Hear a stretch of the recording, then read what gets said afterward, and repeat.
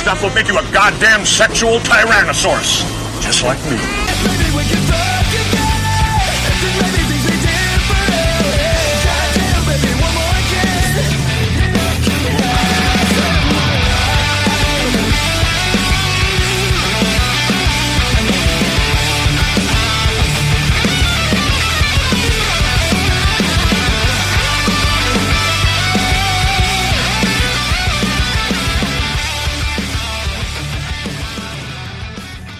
There we go. This stuff will make you a goddamn sexual tyrannosaurus. Hey everybody, welcome once again. Welcome once again to our pit of misogyny and misinformation. We're so misogynistic, we're men stepping on each other. That's essentially what's happening, guys. We have a great group of guests here today for this episode of Access Vegas. Jake the Snake. Yes, Jake, welcome to the show. This is the first time you've been on here with us. My debut. Thank you for having me. Exactly. Welcome. Awesome. And then Andrew Wilson, welcome. She's visiting us here in Las Vegas. Yeah. Thanks for having me on, guys. I appreciate it. We had a killer interview earlier today. When's that going to be released? Tuesday, 10 a.m. I recommend everybody, the Crucible audience, take a look at that. It was really good. I got to get very in-depth into a lot of views I have. So I love it. It was great. And then Rollo is here. Yes. And Rollo, author of six Rational books. Male books. Now. And you guys will notice Rollo is dressed as Rollo this time instead of me being dressed as Rollo, and Rollo being dressed as an alien last year. That last was week. Amazing. That was incredible. cheap ass didn't give me a free copy though. I got one. I will go get it for you, right? I'll go get it right now. Times are tough. The economy is shitty. It's rough. You can't get out there. You want me to sign this too? One for cost. Miguel, we got Miguel coming back on the show. How you doing, Miguel? Doing good. Vegas is failing, brother. Yeah, Vegas. Please bring that up because I do want to talk about that. I have some theories on that. And then Charlie, welcome back, man. Good to have you back, man. Yeah, everything's going good, and crypto is about the same as Vegas. It's a psyop. Is that what you're saying? Well, everybody's like, "Oh no, it's over. Everything's going down to zero." Right? Vegas is failing. Speak for yourselves, boys. We had an absolute massive night on the pokies last night. Oh, really? Exactly right. And so, right now is the time to be getting into it, basically. So everything's great. For those of you who don't remember with the Wes Watson thing, you were up there with me. Oh yeah, we were both. I do remember that. Yes, you guys were up there with flanking me. you guys. Yeah, Just I was right next to you. Nobody ever remembers that part. No one remembers anyone else being there. Yeah. Myron was on stage. I don't even remember. They were there. They got the front row seat, so it was nice. It was nice coming in and seeing them. I was like, man, it's been a long time. Just to let everybody know in the chat, Myron is on his way right now. He's in an Uber and he's on his way to the studio right this very second. So just be patient. Gee, late. Yeah. Playing into the stereotype. On Just his saying. way. Just He is saying. on his way. So just back the fuck up in the chat. I'm gonna watch all you guys in the chat today. I really will. Today will be the day I watch everything. Not beating the charges. Terrible. Fire alarm noise. Terribly racist. Chirp. Did you say chirp? He said chirp. He's on Las Vegas time. Yeah, chirp. Incredible. Andrew, something you're involved with. I've heard of it before, but I've never been to a DebateCon. You got that coming up here pretty soon? Yeah. I really appreciate you bringing that up. So we have DebateCon that's going on starting November 15th. Yeah. Mm-hmm. Yep. Jake will be there. He'll be doing a high-profile debate against an idiot named Planet Peterson. I'll be on there taking on two debates with Richard Carrier, Daniel Kakikachu, so a famous Muslim, and a famous secular humanist back to back. It's going to be a great time. We have a massive party set up Saturday for ticket holders. We rented out the entire top floor of a bar. We're going to have an open bar for all the ticket holders. They can drink as much as they want. They can eat as much as they want. It's all for the Crucible crew. So, we're out here on our trip. We're going to promote DebateCon. What city? That's going to be happening in Nashville. Okay. Yep, in Nashville, Tennessee. So it's going to be a great time. Strongly suggest there's still some tickets left that you guys get them because it's a huge lineup there. Jake's going to be there. Jim Bob's going to be there. Rob Knorr's going to be there. Rachel Wilson. Rachel Wilson's going to be there. A ton of creators are showing up. In fact, I think Myron might be out there, they were saying. So hard to say how many people are going to be, but it's going to be a massive event. So I strongly suggest you guys get. And you'll drink your money back. You'll make your money back. What would be great is the debates after you drink. You drink all you can and then start having debates. I'm gonna keep it cool before the debate. Then afterwards, we're gonna have a party. Australia's not real. The main thing, yeah, that's right. The main thing debate that I wanted to focus on was taking most of the revenue from the ticket sales to have a giant party for my community. Yeah. You know, for my community to show them, you know, thank you guys for all the great support and this type of thing. So we organized a massive party outside of DebateCon, and we're just going to take over DebateCon. That's just like a real life TikTok invasion. So I hope to see everybody there. There you go. Can we turn Andrew up a little bit in the gain for his mic? That'd be good. Beautiful. Rollo, What are you gonna what do you like? So it's DebateCon. Do you know what the topics are? Like, what's the? Oh yeah, like yeah. I mean, they're all listed. You can go to Modern Day Debate if you want to get. What are tickets. you going to talk? What are you going to talk? Debate, Well, I'm you know? debating if Islam or Christianity is better for society, and the next day against Richard Carrier, it's if secular humanism or Christianity is better for society. So, yeah, those. So are lightweight stuff like that. Yeah, lightweight stuff. Yeah, and these are brutal debaters. Kikikachu has been in the debate sphere for a long time. Carrier's written 15 different books on the topic. He's a super genius, so I can't wait to tangle up with him. It's going to be a great time. And Jim Bob's debating out there. Jake Julius, he's debating out there. Tons of big debates that are going on there back to back. There's going to be inspiring philosophy out there, phenomenal Christian apologists.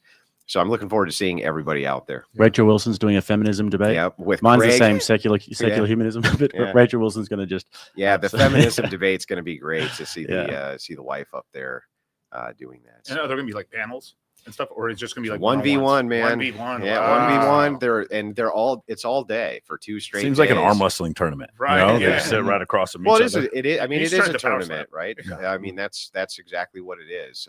But at least this way, we can leverage the fact that I was going to go to DebateCon anyway to have a giant party with our community. So that's the main thing, right? I want to have the giant party with the community and show up to the debate. I swear I've never debated one time at DebateCon where I wasn't hungover, and I'm just not going to break that tradition. I just refuse. You did mention before people don't really debate now, or they don't understand the concept of debate. You've had ones that are degenerate into name calling and stuff like that, and the art of it is lost because, like you said before, you're generally not trying to convince the person across from you of your viewpoint, but the audience that's watching. Yeah, the audience is what matters more than anything. It's nice if you can convince the person across from you too, but it's not really the goal. So like an example of this, in this very studio at this very table, 2 nights ago, I was debating with that was what, last night? 2 nights ago. 2 nights ago. Okay. Yeah. Debating with a complete fucking idiot. And the chat is going nuts right now. Didn't know. I mean, this guy didn't know anything, and he was just an incoherent, babbling mess. And what happens is they get in their emotions, they start filibustering, they don't know what to say. Right? Debate is about structured arguments for propositions and determining whether the proposition is true or false based on those arguments. And it's like, look, that is an art form that's going by the wayside, which is incredible considering that the war of our time is an information war, not a physical one. And debate is the best weapon you have in it. And so many people are so bad at it.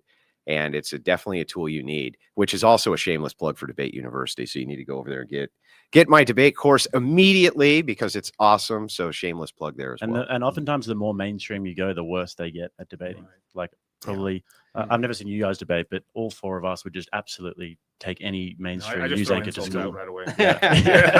Well, one of the problems I have like with calling debate right now is like it's something different than what classical debate is. Sure. Right?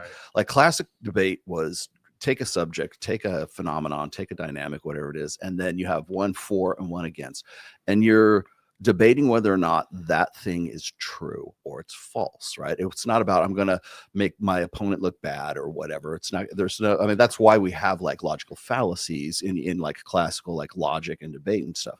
So if you ever take if you're on a debate team in college or something like that, or you just take classic logic classes, you're going to learn about logical fallacies and things like that. And the reason why those were kind of drawn out as sort of like no-nos, like against the rules kind of thing.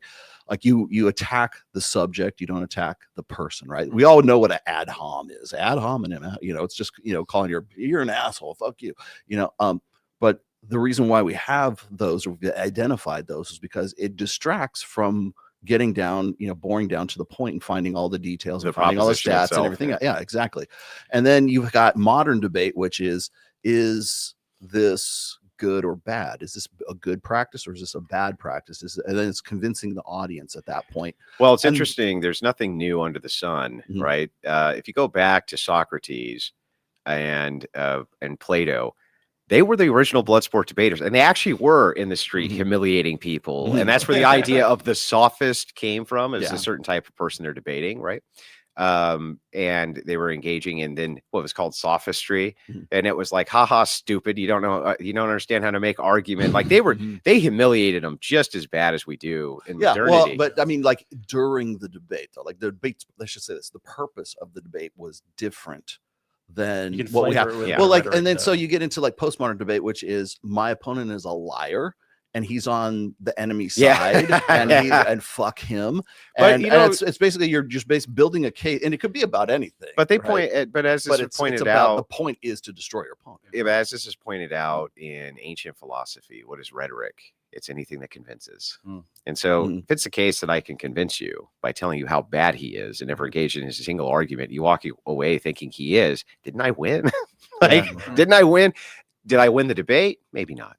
Right. But especially if his argument is really bad. Right. Is really stupid. Right. So the thing is like with the rhetoric has its place too.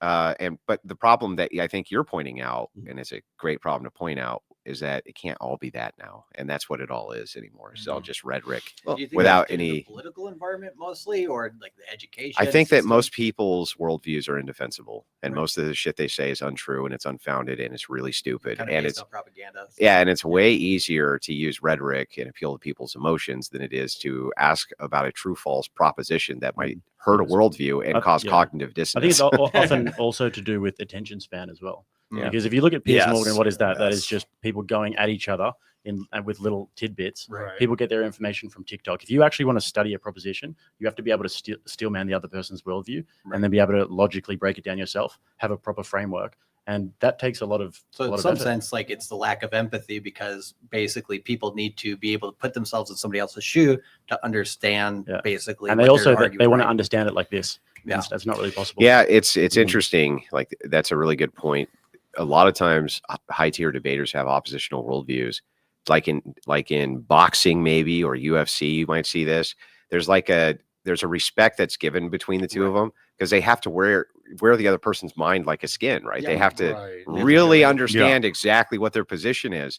And so you can at least see the view. Like, well, the view makes sense. I may argue the view. I may think it's wrong, but it's not incoherent or stupid. This isn't a stupid person who has this view. It's just an incorrect view. Do you think it's because of the physical danger of those sports as well, forces it a little bit? Well, I don't know. Charlie Kirk was just assassinated, so it seems like debate's becoming a much more dangerous sport. Well, we were just having this conversation over dinner about like combat sports and then debate. So if you're going into a boxing ring, and you're just swinging from the hip and you're getting emotional, you'll pretty much always lose. But if you go in there and if you stick behind your jab, you watch that person, you watch their footwork, you watch their chest, you watch their eyes, and then you are tactical about it, you're going to win. It's the same with debate. Boxing's not good. Jiu-jitsu's better, bro. Butt sniffing. So debate's not good. Debate's not good. Rhetoric's better. So in the debates I've done, and I did them in college, and then I've done a couple with like Destiny, and mostly I get a bunch of flat earthers. But the main thing I end up debating is social circle versus like cold approach and stuff like that. Whenever I talk to someone, I remember the first thing I always think is, what if everything I believe is wrong? What if everything, and I rebuild my argument from the ground up, believing everything I believe is wrong. Secondly, I obsessively go over every single one of their arguments on video every time I can. And I always assume that the person I'm debating is smarter than me, more quick-witted than me, going to come back with punchier, funnier lines. Usually it's not the case, but I always assume that is the case beforehand. And you said something that I totally agree with. At the end, I in my mind, I'm like, thank you for allowing me to show this worldview. So I come into there with gratitude. And you guys see when Sneeko and Destiny were ganging up on Rollo, and I went on Fresh and Fit, that one time it was never personal. And I was like, oh, I can see how you would have that worldview, but here, just consider this. And I always had some sort of like statistics to back up what I was saying. And I found that that's probably the best, as opposed to what a lot of guys do, where it's like, oh, this guy's more popular than me. He's got more followers than me. Let me fucking yell at him and talk shit, because that way I can probably get some clout off of this. And that's what I see happen probably the most. Yeah. I think that is what happens the most. Yeah. All right. What's funny though is it's counterintuitive, because if they would actually engage in the debate, even if they lost, right? They If get they more put their view followers. out there, they would actually get more followers to their to them. They would actually get more people who had but that's and it not makes the you a world lot we live better in. debater as well. Like I remember I was speaking to Rachel Wilson, and she was telling me how Andrew used to just sit down there and just watch these leftists in their spaces, Yes. in their TikToks, in their Discords, and all these sorts of things for hours and hours and hours. And she'd be like, "Come upstairs," and he'd be like, "No, I have to understand them.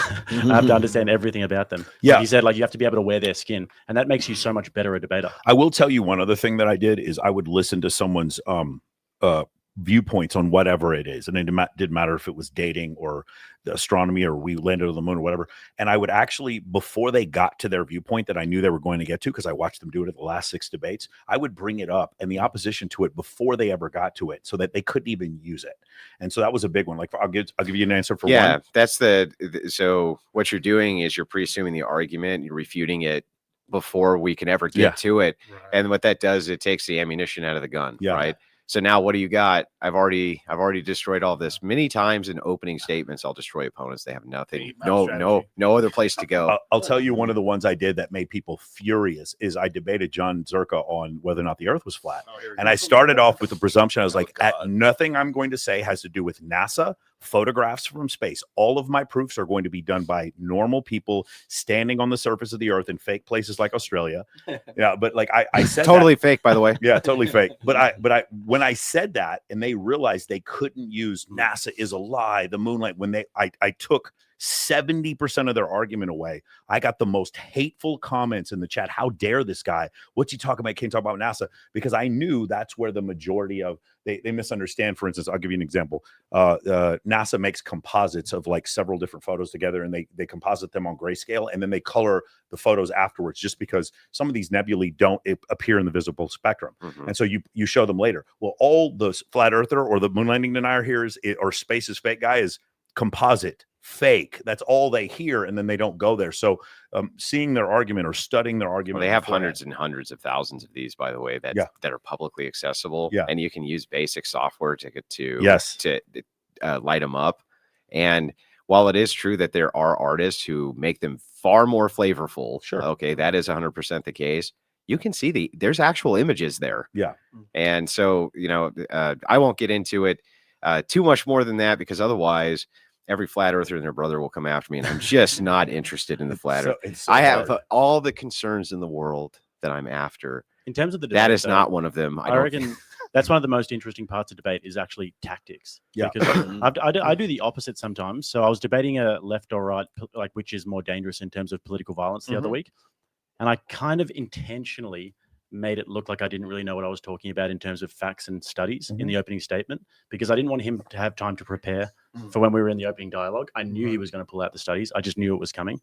And then I hit him with, all right, let's look at the methodology. Yeah. And I've got like guys like Andrew and then Rob Knorr, who's another guy on our team who's just an absolute savant when it comes to political statistics. Yeah. And he's training me on this. So I know exactly what to say, but didn't want to give him time. I debated one time. Remember Gary, the numbers guy? He's like, it's astrology and it was numerology and all this kind of stuff. I watched that debate Yeah. in preparation for a debate with Gary. Yeah. That debate with Gary went so terrible for I haven't seen Gary. this one. I need to see this. And all he's done ever since then is sit in Twitter spaces and talk shit. And that's all the guy can do. He's never. Well, that's his whole Like- business plan. Yeah. That's his whole revenue. Yeah, the whole revenue That's plan, what he yeah. does. Yeah. Gary lost like a couple hundred followers on Instagram after that debate. Because so if you guys go on Social Blade, look at the date of the debate, you'll see he lost. Well, he it. just spent the whole debate with you pissed off. yeah. He was just like, if you go, I mean, and the thing is like when you're fat and Jewish like that, which are not good. It's not like the guy doesn't have great optics to begin with. Like he's ugly and fat and stupid and retarded.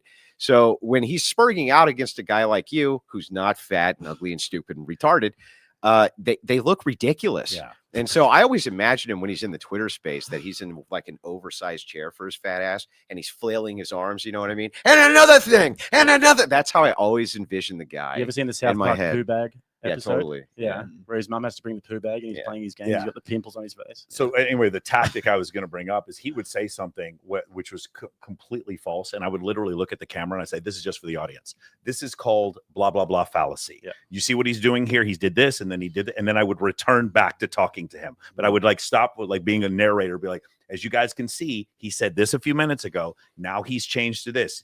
You can change it. First 11 meant this, and now 11 means 1 + 1 is 2. So now it's the number 2. You guys see how he changed it, and then I go Which, back. by the way, is a subtle form, and almost all numerologists do this. And it's an old occult practice. It's a subtle form of not brainwashing, but mesmerization, or you would call it modernity, maybe hypnosis. Yeah. So it's a low form of hypnosis, and the idea is to get you in this pattern where everything that you're hearing sounds good now, right? That's 11. That's 11. That's 11. Yeah. That's 11. That's 11. The two of you, there's 1 and 1, but the two of you are next to each other. Looks like 11. Yeah. And that predicts that this studio Yeah. was always going to be here. And then let's count this: 2, 4. There's 6 of us, right? Plus 6. 5. Yeah, hang on. 6 and 5. That's a That's power 11. number. I count 1, 2, 3, 4, 5 monitors. You know the other thing that's really funny Coincidence? I think not. The other thing that's really funny about social media, though, I remember that guy. This fucking idiot told me, it's like, we were getting into plane crashes, and he was like, and it's always on this exact date. So we just pulled up the data Yes. live, right? My guys just pulled it up, and we're like, no, he's totally wrong. This is the dumbest thing I've ever heard. The one about the billionaires all being I- born on the 5th, and then I just went and found all the billionaires Yeah, that it's weren't just all born on the 5th. bullshit. It It's took just 2 total seconds. bullshit. And then and then the other one was I can't remember what it was. It was Jim Brown and Michael Jordan were born on this day of the month, and they're the greatest at their position. I was like, Barry Sanders is the greatest running back of all time, not Jim Brown. and it was like, but like nobody would challenge these ideas, but it would happen. That would just happen over and over again. Well, I'll tell you another thing I found with these numerologists, like Gary. What they do is they go, I predict that this is going to be a really bad year for you. And then they go and try to make it a really bad year for you. Yeah. And so it's like me predicting, I think there's going to be a train and it's going to go off the rails tonight. And then the train goes off the rails because I went over and took the track out, right? And it's like, I am a genius at predictive modeling. And it's like, what the fuck are you talking about? That I always have for people, because like we've gone out before, we've had drinks. I mean, we met you behind stage at that event and everything. We had a chance to talk. I think like a lot of the times when people actually go on a debate, right, they only see each other's social media presence. They don't go and have a beer with the guy before or afterwards. And so they don't get to kind of know the person. And they like on social media, it's like you have the big dog and the small dog on the other side of the fence. Everybody's fucking yelling at each other. You take that away, you actually have a beer with the people. Well, Like, so there's most people tend to also, be a little bit you more touched chill on offline. something super important here, which is the idea of nerves. So there's this guy who Rachel's debating on feminism, Craig, right? Now, here's the thing, right? Craig and I got into it long before Rachel and him do. He's a guy who debates. We've both taken him out. He's an anti-flat earther. That's where he cut his teeth, was debating flat earthers. He did pretty good, actually. He wasn't bad at it. And then he got into, unfortunately, normative claims and politics, and that's not his place. But the point is, I got a chance to meet him. He flew in from the UK, and he's before this, were you guys like? Well, we had kinda butted anti- heads. I didn't have anything personal against Okay, him, and he didn't have anything. We debated with each other. They were Sometimes heated. social media people make it too personal. Yeah, sure. We were heated in the debate, but again, I don't take any of it personally, and he didn't either. Well, not during the When he debate, flew in, well, even after, Okay. right? When he flew in, we sat down and we talked. I think we had a beer, Okay. right? And we chatted for a couple hours, right? He was a really nice guy, and got to meet his wife, and she was a lovely person, right? And he was just a swell fella, right? But when I was debating with him, you could see the nerves. Right. And when the nerves come, right, you don't want to do poorly. You don't want to feel like people are going to make fun of you, this or that. And man, he did poorly because it was a combination of nerves, right, and not being the content expert, and et cetera, et Well, 'cause cetera. I kind of view it like the UFC, right? You're gonna have these different guys that are battling each other in practice, but they're friends, right? They're chilling with each other. But there's some guys that are just like, they just oil and water, right? They're just not gonna mix. And so it's always kind of funny to see like when people don't have that chance to have the beer beforehand or afterwards, like kind of like how do those, like, I don't know, The dynamics. how do they work? Because sometimes Yeah, it when there's really no spirals stakes, negative really quick yeah. for no reason. You know what I When mean? there's no stakes, I think it does work like that. I've always kind of prided myself on the fact that I don't think I'm much different behind the scenes than I am on the mic. I've just always kind of Yeah, we prided try to do the myself same. on that. Yeah, exactly. So from my perspective, there's a lot of fakery and nonsense, and people have a persona and they want the persona. Right. But you can't keep that up forever. Of course not. And I think in a lot of cases, it just comes down to sheer nerves. You know, like I have a practiced media presence at this point because I've been on so many different shows. I've been viewed by millions and millions and millions of people globally. Like at this point, I don't have those nerves, but you could debate with somebody, and if their nerves get shot, they can become agitated, belligerent, even semi-violent, even semi-violent, right? Because they feel like there's pressure. You know, imagine that kind of pressure, and that's how they feel. For like Bebo the Cuck, he would have had a lot of pressure. Yeah, Bebo the Cuck. That'd be a lot of pressure. Yeah, the man has the best teeth, Bebo the Cuck. But yeah, again, that's why he became very belligerent, I believe, as well, is because he felt like there was a lot of pressure. Wait a second, what did I just say? And millions of people are going to see this. Oh, but you know what I mean? Like it can be heart wrenching. It can be like it can make a person completely belligerent, and that's a part. I talk to people. I'm like, you don't want that kind of pressure. Trust me, it's not fun. So do you teach that, because you have an academy, right, about debate? Mm-hmm. Do you teach people how to get over the nerves, basically? Like, is it just time? There's nothing that will ever. So there are some people who just have a natural affinity, and it doesn't bother them that much, right? There are some. Unfortunately, those people are usually great entertainers and terrible debaters. Now, there are some people like me who are great debaters and great entertainers, but that's rare. I mean, that's just rare across the board. Anybody who's a great entertainer, that's rare enough in itself. Very, very rare. Yeah. And it's not just shit on anybody. It's just like it's very rare you find really good welders. You find really good tradesmen, right? It's just a rare thing that people are very skilled and rise to the top in anything. But what I would say more than anything is that pressure, it goes away over time and experience. Like when you guys think back to your very first podcast, when you had a lot of people and maybe to you at the time, a lot of people was like, there's 100 people right now watching. That is a lot. If you imagine being on a stage and there's 100 people physically there watching you, that would be very nerve-wracking for most people. Right. You know, public speaking is one of the biggest phobias and biggest fears people have. Yeah, it is. One of the biggest. They used to have a place called Toastmasters. Yeah. And Toastmasters was designed to help you do public speaking. And there was guys behind you going, you know, here's the thing you could have done better. Here's the thing you could have, you know, let's help with this, just to help people get over that phobia. So I would say it's experience more than anything, and subjecting yourself to it over and over and over. That's how I got good, was with Pat Campbell, like doing his show over and over again. And then we started the podcast, and I started doing live events and stuff like that. And then like I realized when I went on like Dr. Phil, like I'm in the studio audience of about 350 people or something like that. And I just, in the back of my head, I'm like, I have more people in my waiting room, you know, to watch a stream that are in this audience right now. You know what? Let's talk about this real quick. So CBS interviewed me for a thing about boys and men falling behind. It was a Richard Reeves. He was the star of the story, but they interviewed me because of my Men of Action program. And I remember one of the things I told my friends, I was like, no matter what happens on CBS, they were like, what if CBS tries to ambush you? And I was like, I get 4 million views, 5 million views a month on IG. I get more views than CBS News does at this point. Like they get nothing. It's crazy how far legacy media has fallen down to where, like, if some reality show came and asked me to go on, I'd go on the reality show, and one of my clips would go more viral than anything Bravo TV would put on, because this is the mistake the massive mistake that Kamala Harris, I don't know if you guys saw the interview. He went on Diary of a CEO. She went on Diary of a CEO and finally admitted, I should have gone to Joe Rogan. Finally. Do you want it on this side or this side? No, it's up to you. All right, we got Myron. There it is. So, okay. All right. How you guys doing, bro? How you guys doing? Hey. Good. Sorry for the delay. I was like at a gun YouTuber event. Went and said what's up to some people over there. I told your audience that you ain't beating the stereotype. I still came on some nigga time. So I had to. So now the blacks can't say I'm not black. That's right. You know, sure. They say you're not one of us. I'm like, actually, I am. I am technically. We crashed a bartender competition. Yeah, we did. We crashed a bartender competition, and we were just in there having the a good chat time. as well. But yeah, back to that. You make not only a good point, but when you say that the legacy media is crashing out, here's how bad it really is. So Politico, I guess, has run numerous hit pieces on me. I had no idea.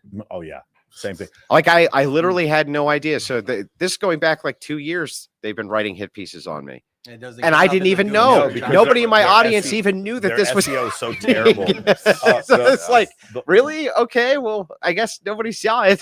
Yeah, the London Times wrote an article about me, and then someone sent it to me, and then I looked up the article several times. I was like, okay, let me go in incognito mode on Google, and I couldn't find it because their SEO was so terrible. They don't know, they're so far behind. Legacy media is just like worthless. So you can still use it on your board, say, you know, as seen in Forbes, as seen in these different places. But like, I would rather have a popular podcast than be an anchor on NBC at this point. Can we get a bow from you, Myron, considering you're the only person in the room who had a former presidential candidate Oh, Yeah. yeah, I who appreciate is that. coping about you? Yeah. Can we get like I mean, I feel you know, yeah, you I guys feel all like- owe me one. 'Cause Yeah. we'd have a woman in the White House if it wasn't yeah, for me, I feel right? like out of all the people who have had other people coping about them out of this group in this room, you definitely Okay. win on that, having Kamala Harris personally cope about I was Byron Gaines. I was shocked that like because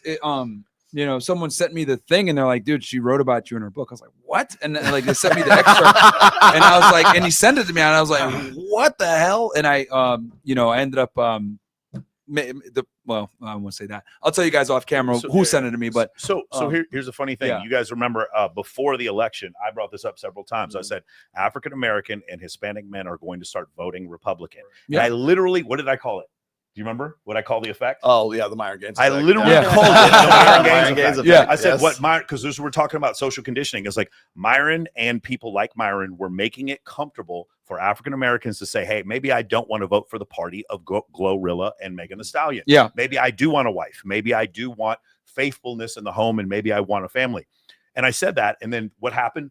35% of African American men, which doesn't sound like a lot, but when you It's consider huge. the It's propaganda that they've been fed for the last 100 years, the fact that 35% of African American men, I heard under the age of 30, it was like 50% of African American men, 41% of Hispanics voted Republican in the last election. And so I called it the Myron Gaines effect. Yeah. And then it happened. It came true. I made a video about it the next day, to being like, I told where a huge swing was going to be, because a lot of liberal politics when it comes to elections was, I have to vote this way because this is what my family said, this is the color of my skin, and this is my religion. And I believe some of the things we do on the internet is making it so I don't have to do that anymore. Well, can we just point out the irony of all these progressives running around talking about how the manosphere and social media influencers, they don't really have any influence. They really think an awful lot of themselves. They really think that they really are out there changing things, and they're not. And it's like, look, I ain't never heard Donald Trump cope about destiny,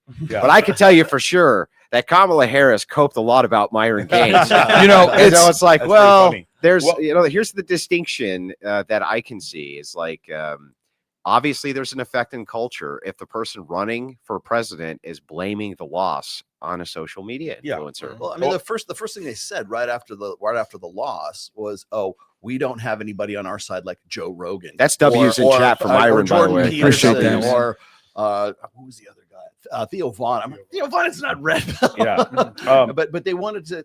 It's like they wanna put it to the conflate bros. bro culture with like red pill manosphere, and I'm just like, We'll have we take gotten it. to the point Yeah. where it's like everything that like anything that's against you is suddenly a red pill or something? you know But can we what's point out hilarious? how staggering it is? Like, it's just staggering to me that if Myron walked outside, he had a heart attack tonight, and he never did anything again for the rest of his life. What an accomplishment that fucking bitch Put her back lost in the an kitchen. election. Put her in the That kitchen. fucking bitch lost an election, and Donald Trump won it, and she associates the loss with him. Like, what a W! I wonder if she Like, knew what the a W that she huge just W! Yeah, like, Yeah, you know, why not? and then the thing, like she talked about how like she lost the young men, but like the Democrats have lost the young men for a very long time. You know what I mean? And it's been that way. Like we're seeing like the meteoric rise of like Nick Fuentes, for example, right? This is the byproduct of not just the Democrats, but like also the Republicans to a degree, because Democrats didn't give a shit at all. Yes. But now it's starting to be exposed that like the GOP didn't either, right? Yeah. If you're not like a big donor, you don't have a lot of money, they didn't care either. So like ostracizing men has negative consequences when they actually unite and get behind something. And we're seeing that now. Give him a In the mission. GOP. Remember? What was that? Yeah, give them a mission and like, yeah, How, they're gonna. how about this? Have you guys seen Barack Obama talking about we need to look after our boys now? Literally, like saying the now they same care. things we've been saying. And Gavin Newsom, he goes on and he with Richard Reeves and he starts like literally saying almost verbatim what we've been saying for like 18 years. And then what Chris Williamson was just on with Tucker Carlson. I'm listening to this guy like spout off red pill point after point. I'm like, where the fuck have you been for the last? Oh, I commented. years, I commented on that. I said, like, because one thing because here's the thing, I don't hate Chris Williamson. I've actually met him before. He's a nice guy, but he's purposely keeping out guys like us from going on his show. Like purposely, and it's like so fucking blatant. And like he'll bring on someone like a Sadia Khan or like these other like pseudo red pill. Well, no, he had people. He had Bonnie Blue Destiny's on before been he on had the show Rollo 3 Tomassi. times. Just think about that. And it's like I wouldn't care like if they didn't go on there talking shit on us. Like I've seen them badmouth every single one of us at this table, pretty much his guests. And it's like, dude, you don't even let us go on there and like defend ourselves or give our worldview. And quite frankly, we're more popular than all these fucking people that you bring on. Yeah. But the reason why he does that is because I'm pretty convinced that he's scared to share his audience, and he's also scared because a lot of women watch him. Yeah. So like guys are terrified of this because I've realized this with like dealing with like, more normie influencers. These guys that have like a 50-50 female male audience or have a lot of women, they don't want to bring us on because they don't want to be called misogynist or they don't want to lose their audience, which is super fucking cucked. I can't get rid of them. I can't get rid of the women. I've tried. I've tried for years. I'm trying to get rid of my women subscribers. Every single time, I'm like, can we just get the fucking women out of the chat? They're like, you can't get rid of them. I'm like, fuck. The easiest way, just get into crypto. But it's just, but it's like super annoying because he brings people on. He brings people on that constantly talk shit on us, constantly, and he will never bring on the guys that they're talking shit about. But and the thing that pisses me off the most is like, we're bigger than all these fucking randos he brings on. Bro, like a lot of these guys are nobodies. Literally had James Bloodworth on. Do you guys know who this guy is? So he goes around, he would go on all these pickup boot camps and then he would expose them and then write articles, and he wrote a book about it. He came to one of my boot camps, lied about every dude. I got people that'll swear under affidavit. Every single thing this guy said was a lie. He goes on Chris Williamson and spews his nonsense. And I'm like, he's defaming me, but you won't have me on? That's crazy. That's what pisses me off about him. I don't care if you platform me or not. Isn't that like, what always happens to us? I mean, how many times has this happened, Jake, where some crazy feminist is running down me or Myron or Brian at the whatever pocket? This happens constantly. And I'll go to their channel. I'll go to their channel and it'll be highlighted with like 800 likes from the community. I'll be like, why don't I just come on and discuss this with you? Because you just lied about an awful lot. And they go, destroys their narrative. Yeah, and that's right. And what they'll do is they'll make a video the next day. Andrew Wilson upset with me because blah, blah, blah. Yeah. Well, you can make a video. I don't want to tit for tat. I want to go on and talk to you about why the fuck you're lying about bad faith. It's funny. Bad faith. It's bad faith. Like I don't give a shit if he brings me on or not. Quite frankly, honestly, I think at this point, like I'm more relevant than he is. But the thing is that don't bring fucking people on that are like gonna constantly shit on me and talk about me and talk about Rollo and Andrew Tate and everybody else. And you're too fucking pussy to bring us on because you're scared of losing your audience. But you bring these other loser pseudo guys on that talk shit on us all the time, attack our credibility, and we can't even defend ourselves. Yeah, that's fucking stupid. Think about it. It's annoying. So think about it from their standpoint. And I mentioned this before when we call it gatekeeping. Yeah. The concept is this: like we're getting attacked all the time, and we're debating all the time, and we're doing 10, 20 hours of content per week. If we go on there, if you go on Chris Williamson, you're not going to come off sounding like a lunatic. I wouldn't. You wouldn't come off sounding like a lunatic. And he's going to get views. And the problem, that's the other thing that pisses me off. He's going to get views. Like, stop being a bitch. Yeah. Or don't platform these dickheads. Yeah, exactly. The problem isn't that his audience will not like us. The problem is that his audience will like us. Yeah. And then at that point, now the message is mixed. And then you get a bunch of people in the comments like, I liked your show, but you had this one guy on and I'm not going to follow. And then you're going to have people who completely take all of us out of context and like, I'm never coming back on your show. And then the other thing is he's got advertisers, and that's also a big But most of that shit is all ops. Like, let me give you the point of the op, right? How many times have you guys, all of you guys, everyone sitting at this table has seen this? I'm a big fan of such and such, but man, they really lost this one. I'm a big fan of such and such, but he really is off.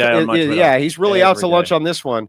They're not your fucking fans. No, bro, they're not your fucking fans. They're the fan of the other guy, and they're coming in and they're trying to poison the well. They're not your fucking fans. Yeah. Like, what are you talking about? And I see this under Myron. that the last debate that you did, Yeah. right? With who Tatum, Destiny. It was Officer Destiny. Tatum.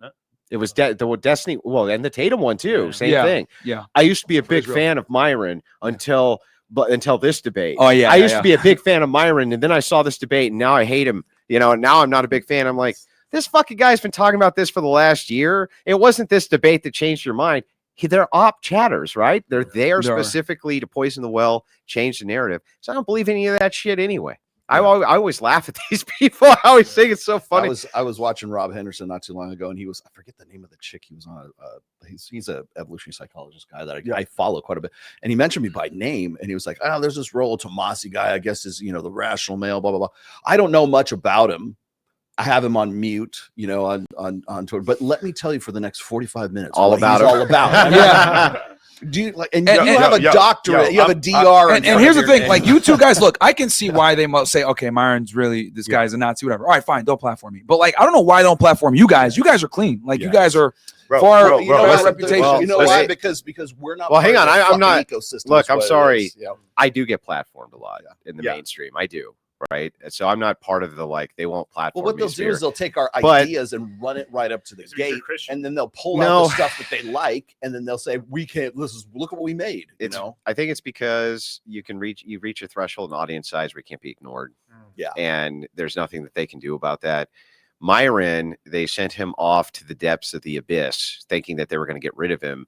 And he did the exact same thing Fuentes did, and he built an empire in the dark, right? Yeah, that's what he had to do. And so now he comes parallel back. Construct on Rumble. Now he comes back like a monster in the college tour, right? So now he's back and he's in the college tour. All of his clips are going viral, and it's unstoppable, right? So their whole plan of banishing him to the abyss, well, that really didn't work very well. Yeah. There is nothing Nick Fuentes could do to get canceled now. Just seriously consider that. Like, what could he do? They're trying. At this point? Yeah, but what They're could trying. he literally, like, what I'm saying is if he was caught for tax evasion, that still wouldn't. Oh yeah, he'd have a huge audience. Like, no one would care. They've banned him for so long that it's like now it's like no one trusts the censors anymore. Yeah, because they've had him banned. Like there's a war going on right now, dude. Like literally, like I'm not sure if you guys are familiar, but like there was like the Republican Jewish Coalition met here in Vegas a couple of days ago, and they basically declared war on anyone that was critical of that place in the Middle East. I won't go too far into it. Yeah. And they're basically putting a line in the sand. Mark Levin just went straight like, we're going to censor you. We're going to deplatform you. These guys don't deserve a platform, blah, blah, blah. And they're taking the gloves off. So it was a declaration of war. Him, Randy Fine, a bunch of these, Ted Cruz, all these guys got on stage and we're just like going at it. Like everybody that's critical of, that And state. you see that war is just heating up, and you see what's going on social media. You ain't seen nothing yet. Interestingly enough, what happened when they removed, so Fuentes, for instance, he had YouTube, right? Took that. Twitch took that. D Live took that. Right. Next thing, take that. Took him off Twitter. Took him off everything. But what happened is it forced right wingers, not just him. He wasn't the only one who was deplatformed. Alex Jones was deplatformed, for instance. Alex Jones still can't have a channel anywhere. Yeah. Totally deplatformed from anything in the mainstream. And there's many other creators like that. Another good one that most people don't ever talk about is Stefan Molyneux. Stefan Molyneux had the largest philosophy show in the world at the time on YouTube. And he wasn't really making kind of content which was designed to be edgy or anything like that. He was just diving into deep philosophical issues of our time. But he got caught up in the bandwave. They removed him too. What these guys all went and did was they pioneered alternative media, and not just alternative media in the conventional sense, but brand new outlets. So Stefan Molyneux went on. I think he founded a streaming platform. Fuentes, he founds Cozy. When Myron's deplatformed, there was already something there, right? Rumble was there to assist with the alternative. And so what ended up happening is now there's no opposition. So when people are looking for, what happens when you find somebody who is deplatformed everywhere and is saying things that you agree with? Well, now they have something they can say. They can say they shut us down because we were telling the truth. And now you feel like you found a hidden gem, man. You found the diamond in the rough, because if they weren't afraid of him, he wouldn't be deplatformed on everything. And so in many ways, the progressives have made their own enemy. Yeah. They have made their own enemy by forcing conservatives to make brand new social media platforms, make brand new ways to interact with media. And the second Elon Musk opened up Twitter X and that flood came in, Oh yeah, progressives got wiped the fuck out. And what do you think? Months? yeah. Couple of months. They were wiped out. They had to make a completely. blue sky. Yeah. So going back to what your point, I was listening to this one professor talk about what woke culture is and where woke came from. And woke is stopping the debate, like stopping the discussion. That's essentially what it is. I'm so offended, I won't have this discussion with you. So people on the left are not going to debate. Where people on the right were debating with one another. A lot of people on the left, and they were debating with the left. Yes. Yeah. And they would, but there was not as many people on the left that wanted to debate because they would feign offensiveness or feign wokeness, or I can't believe we're having this. Think of Larry Summers losing his job at Harvard because he stated that there's more men outside one standard deviation of IQ, and that's why there's not as many women in STEM. He loses his job at Harvard because of that, simply not because anyone wants to deal with the issue on its face, but because they were offended, they were woke, and then therefore they canceled Look him. at Jordan Peterson. But same thing. Exactly. So here's the problem, right? You keep doing the woke thing and you keep deplatforming them. And so now you kind of win because they can't come out with their argument, which their argument is generally, again, I think our arguments are more sound because they're more sound, but I also think our arguments are more sound because we get attacked more. I do think that because we get attacked so much that we have a bulletproof foundation for our argument. But what happens? I think my arguments are sound because they're true. Yes, exactly. Right, because exactly, it's true. And when you're arguing from the truth perspective, it's hard to lose. But you've also seen flat earthers go on and debate somebody and make them look silly, even though the earth isn't flat. It's like the skilled debater. Yeah, I understand. Yeah, you can argue positions which aren't true effectively. Yes, and win. Yeah. I've seen that many times. I'm not arguing that that's not the case. You're completely right about that. Yeah, I would just say, I think that it's an audience distinction thing. I think you're right that woke is designed not just to shut down conversation and debate, but even more important, I don't even think it's the wokies themselves who want that.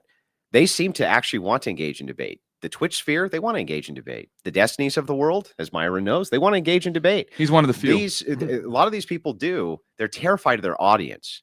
So it's like a giant virtue signal. You can imagine, if you will, a priest, right, who has like a Puritan parish.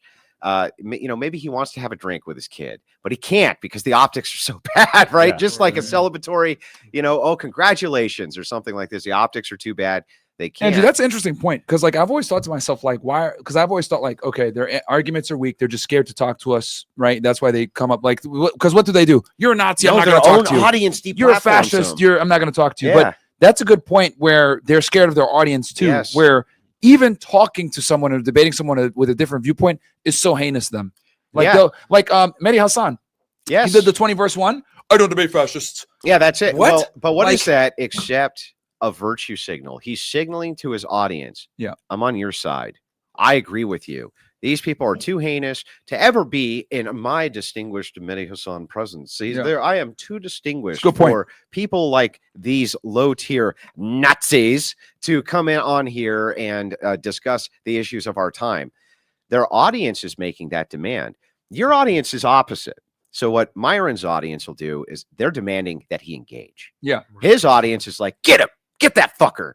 Get that leftist. Get that progressive. Yeah. Get that feminist. Get that bitch. Same right? with your audience, that's too. the They wanna see that. that's the whole. They're like they want to see their worldview Conservatives want represented, to see debates, and they think that that my worldview can destroy all others. And I think it can for the most part, right? But Myron, your audience does too. They think that your worldview is superior, so they want to see it showcased. Yep. And you know what? If you lose, they'll even tell you that too. Yep. Like, They hey will. man, you fucking lost this one, but who cares? Get right back into it. Yeah. Their audience does the opposite. If you watch the YouTube comments and you watch what progressive audiences do, 90% of the comments are, this is why you don't have conservatives on. This is why you can't trust these neo-Nazis. Yes, exactly. This is why these people are not worth your time. Stay away from these people. I hate these people. It's always don't bring them back on. We want to come into our echo chamber where we can be a bunch of transgender lunatics and homos, right? Yeah. And we don't want any pushback because it makes us feel upsetty spaghetti. So it's like, that's the difference, I think, bro. And as much as people hate Destiny, that's one thing I give him credit for is he will go into conservative hotbeds. DGG loves that shit. Like he'll do it. He's like the only progressive that will actively do it. These other guys, and I kind of got red pilled, and Andrew, you're gonna know exactly what I'm saying. Me and you both work with Tim quite a bit. When Tim Pool tries to do his culture wars, it's so hard for him to find progressives that want to come on Yeah. and do debates. We did the same thing for election night. We couldn't find a single girl in the city. Dude, Yeah. like, And then or we if got they ripped do off. say they're going to come on, they want to get paid or something like Yeah. that because they know that they're going to get cooked. And it's like, but like with conservatives, like they're totally cool with like sitting down and talking to progressives, but like so many of them, and that's why Destiny's so big actually. He's one of the few progressives that will sit there despite all the scandals, all the hate, everything like that. He He's so big represents the because worldview he actively goes in and actually engages in debates with the other side. And that's he why wins. people like him. And he wins sometimes. Yeah. And so He the does. thing is like, yeah, I'm not going to take that away from the guy. I give him credit. Right? He does win. But the thing is like Hassan doesn't debate. Yeah. Kyle Kalinske doesn't debate. Yeah. The Dean Withers doesn't debate because he's a bitch. Yeah. Right? Who else? Harry Sisson. None of these guys want to not debate. just that. Parker, right? Most of the TikTokers, Yeah. things like this, they don't want debates. They want None low of them. information, low IQ TikTok surfers to jump on their Reductive stream beliefs, so that they can nuance. dunk on them. Do you think Professional debates? No Hell fucking no. way. No But do way. you think that's all like kind of exacerbated by social media? Because if you go back to like the 90s, let's say, right, a lot more people from both political sides were much more willing to have a conversation. Well, that was back when Democrats were sensible. well, right. Right. And Like, that's what I mean. okay, yeah, keep in mind, like a progressive, back then would be considered a far rightist Correct, today. Correct. Well, that's what I mean. Is Yeah. like, is it social media that's basically bringing the divide bigger? Oh, in I see what you politics, Or is it just like So, people being more this is That's a good question. This It's is a not, real. it's not social media. I mean, the form of media. Yeah, well, Because the media has changed. yeah, what's happened is that the original plan, the mass deplatforming that happened during the 2018 to 2019 blood sports era. This was being hosted by Warski Live. Okay, I don't know if you guys Angela remember Warski, yeah, I Warski. remember. Okay, that show was fucking huge. And at that time, you had the kill stream with Ethan Ralph. That shit was huge too. Okay, these guys were platforming the best of the best debaters who were out there, and they wanted the drama too. They wanted both. Okay. And what happened is it became so popular that these like normal influencers had some real sway over the MSM conversation. Guys like JF Gary Epi, who now they've tried to just put in like these little tiny holes and just forget about, right? Holy shit. They I haven't had- seen him in forever. But Dude, he had like they nuked him off they social nuked, media. not just nuked him, but the thing is like that guy, they were winning. Like JF will tell you, like they were winning it all. And then the great nukening happened, right? Yeah. And they just took out everybody, and they did it overnight, right? It wasn't like gradual. It was you were gone, And when was that? and you were deplatformed. This was 2018, 2019, and then it was leading in 2020, 2021, right? And they would do it in sections. Now there's 50 of you nuked. Now there's 100 of you nuked. Right. No explanation, no nothing, right? And so anyway, that's what happened there. That was the back, but they had huge influence, and that was actually a threat to the MSM, who was struggling at that time for views, especially in cable networks, because podcasts were really beginning to make inroads, and they were in complete denial. You can go back and read all the articles in 2018. The podcasting fad's going to go away. Yes. The podcasting fad is done. People don't like it because, they don't have the same research team and they're not giving them the accurate information. Well, they got that wrong, because now come 2025, podcasters are what won elections.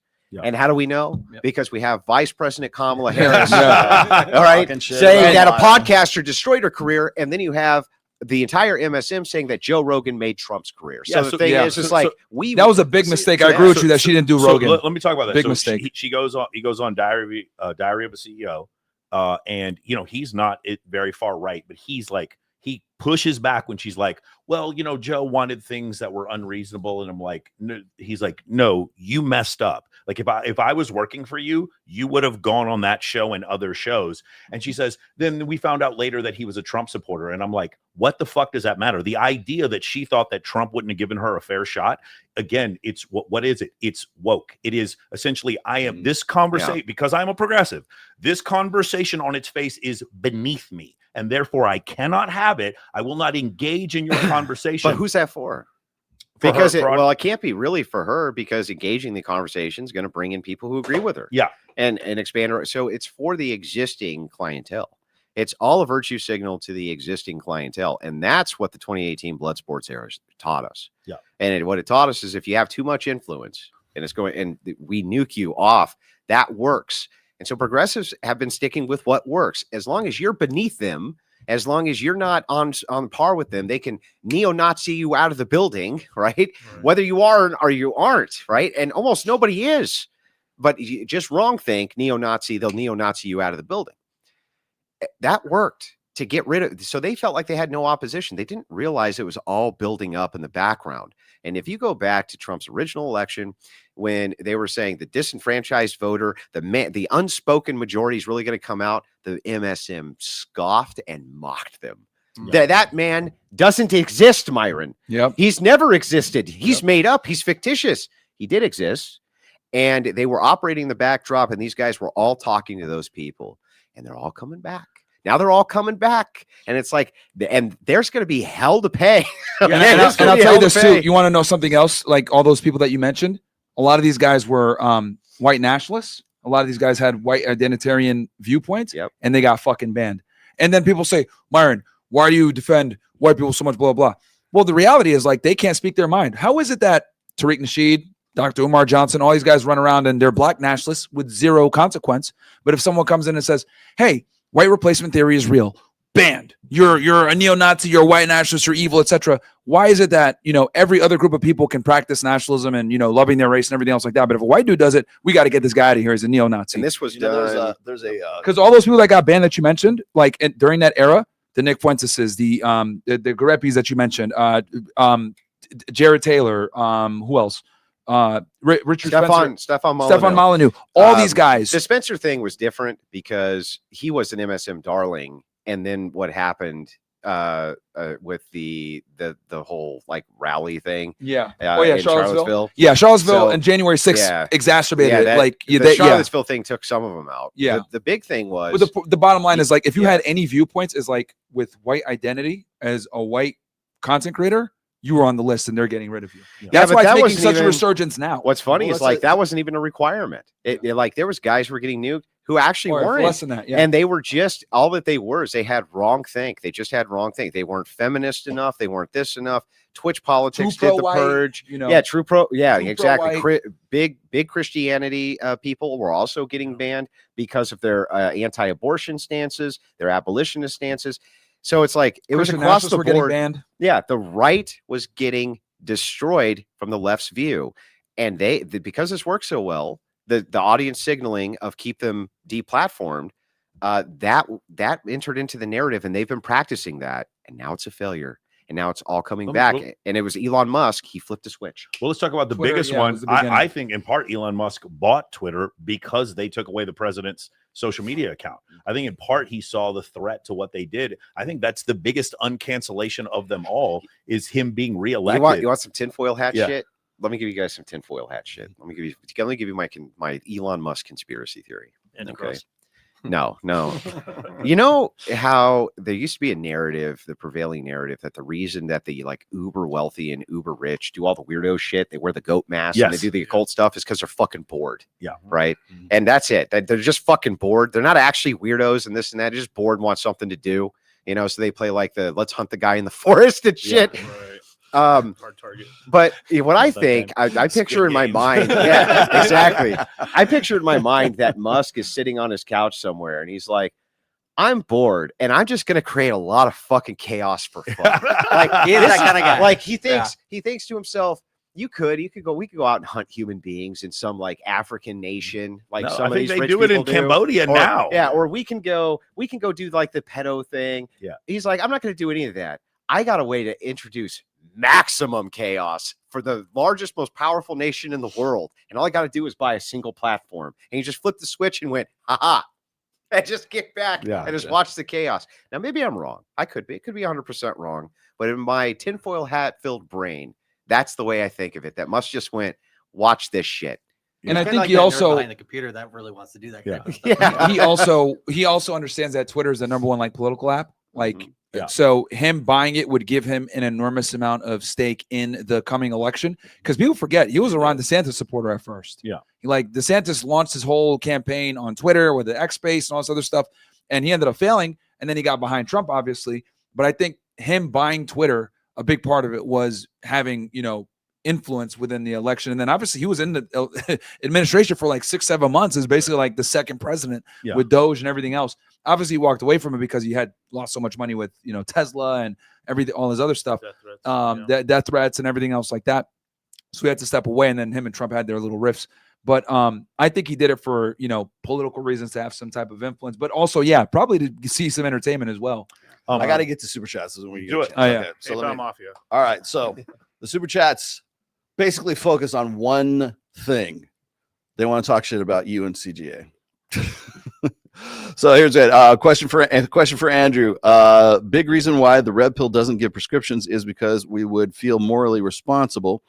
And then this is continued. Is the church willing to take responsibility for the men who fail 10% of the time? Things like help him get a new wife, financially, etc. If the church had a MOA, like Mike's MOA, to help, most dudes would marry. Yeah, this question is so easily answered. Yes, of course. Men find solace in the church and the community of the church, and they help them through all sorts of moral crisis and financial crisis. Why is this news to you, chatter? Are you fucking stupid? This has been ongoing from the community of the church since the dawn of time. The entirety of the church is designed to assist you through crisis. What are you talking about? I got another one here. Will they take responsibility? They're the only ones who take responsibility. You know what red pillars don't do? They don't take responsibility for the mass promiscuity that they promote, like Coach CG Dumbass, who put out a tweet saying, go ahead and fuck hookers. How's that kind of degeneracy going to help us win the culture war here? How's that kind of degeneracy going to bring down the same single moms he says not to marry? How's that going to help that? It's not. How's it going to help with male STDs? It's not. How's it going to help men not commit suicide? It's not going to do any of those things. The guy is fucking stupid. And you people who talk like, it's like you can't follow a debate. Oh, but they got you on this one. Are non-state recognized unions subject to the family court? Does palimony exist? If the answers to any of these questions is yes, then Andrew was factually wrong when debating CGA. No, not only was I not factually wrong, I pointed out that there was only certain states where that was correct. It was pulled up in fact check, and I was right. Because I'm always right. Andrew made an absolute claim that non-state recognized unions can't end up in family court, aka divorce court. Also, he has a marriage contract himself. Yes, but so do you think, like, for instance, out of all the men who are in here, I probably have the most robust belly. But do you think that if I point out that another guy is fat, that means because I also am fat, that I can't point that out? It doesn't matter if I have a marriage contract. I can still point out flaws in marriage contracts. It has no bearing whatsoever on an argument. Yeah. You, chatter, are fucking stupid. And much like Coach Dipshit can't follow a coherent argument. Just follow the argument. That's all I ask. The argument was simple. The argument that I was making is if you're inclined to get married, right? Remember the topic is marriage in the West, not divorce in the West. If you're inclined to be married, which form of marriage is going to give you the best outcomes to mitigate disaster? It's very clear that since Orthodox marriage, 9% divorce, Catholic marriage is, I've seen it as low as 18%, depending on the Pew study, as high as 21 or 23%. It's still your best bet out of all of them. And if you agree, and the Coach Dipshit did, that marriage has all sorts of benefits for men, and you want to engage in those benefits, then don't you want to go for the thing that mitigates the most amount of risk? Answer, yes. Simple. His audience, and I'm just going to point this out to all of you who might be here right now, who are Coach Dipshit's audience. That guy is one of the dumbest fucking people that I have ever sat across from and debated, bar none.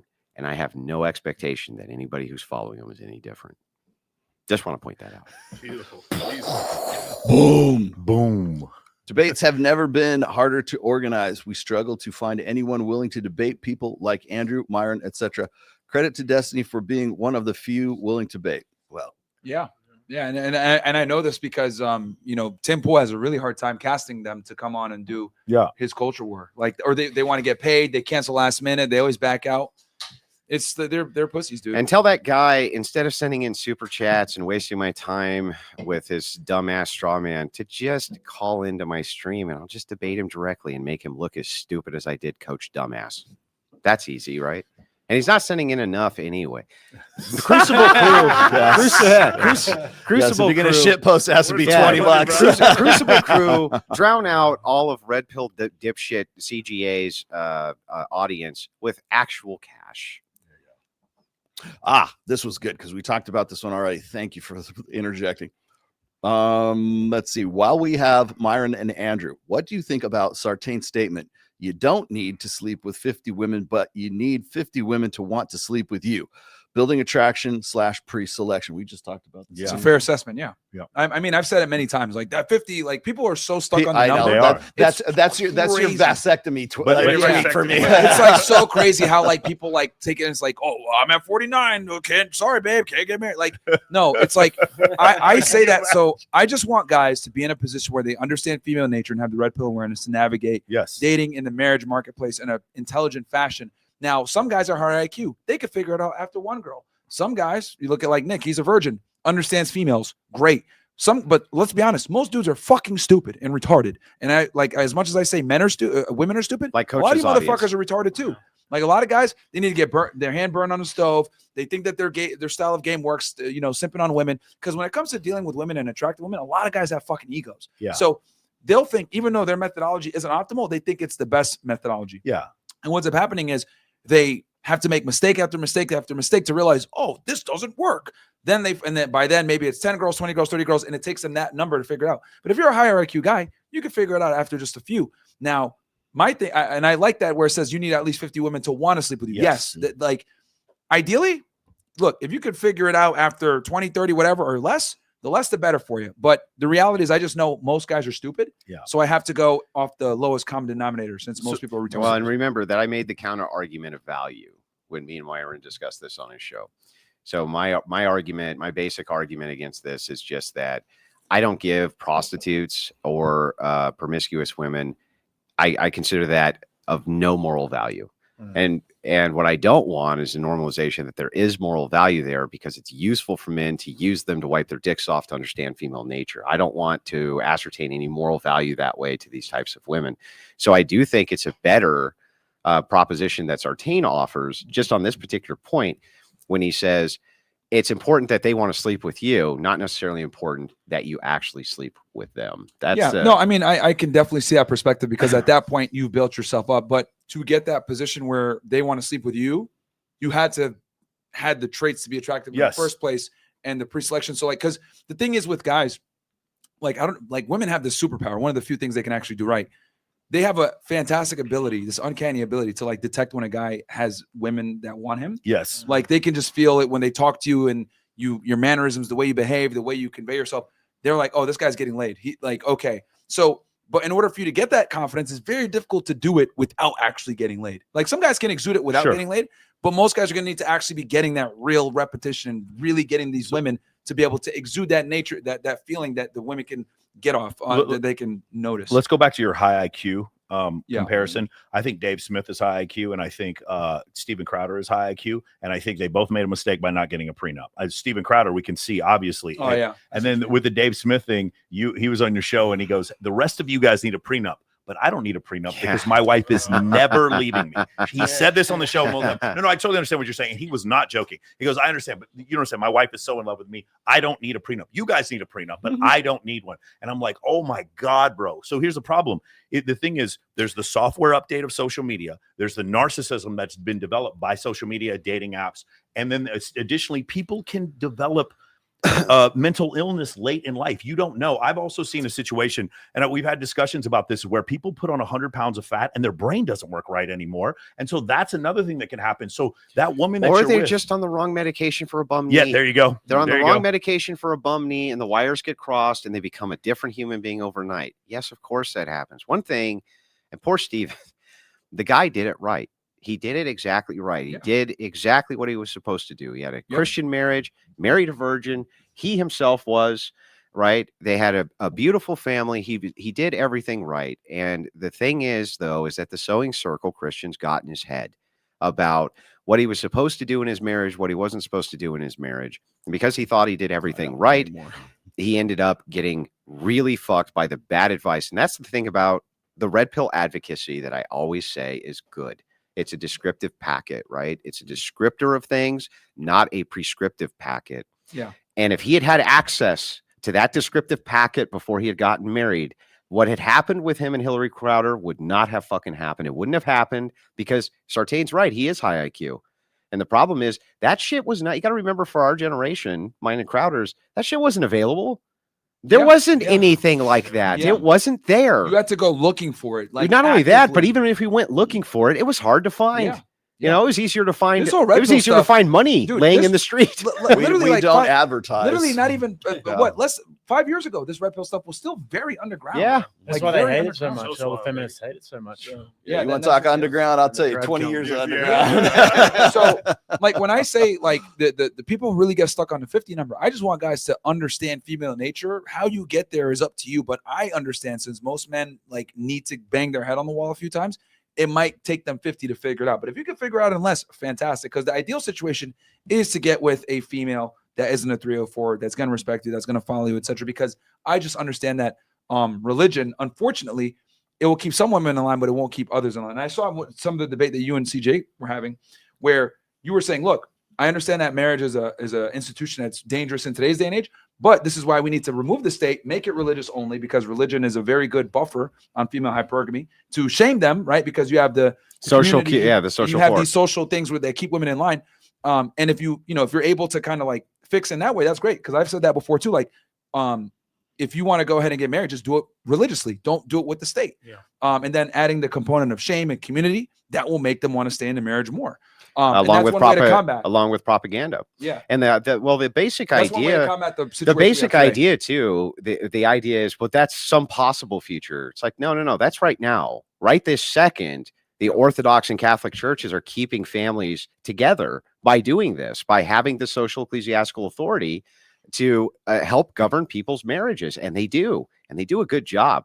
And the thing is if the women are involved heavily in the church, that becomes part of their social circle. And you know, as well as I do, that most women are the sum of their social circle, just like men are.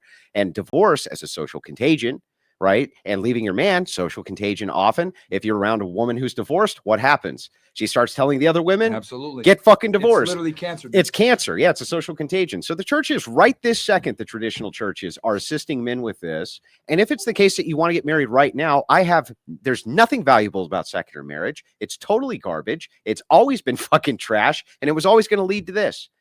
Marriage to me only is religious. Yeah, I agree. And so, so if that's the case, It we're is a talking about religious marriage, institution. that it's a religious institution.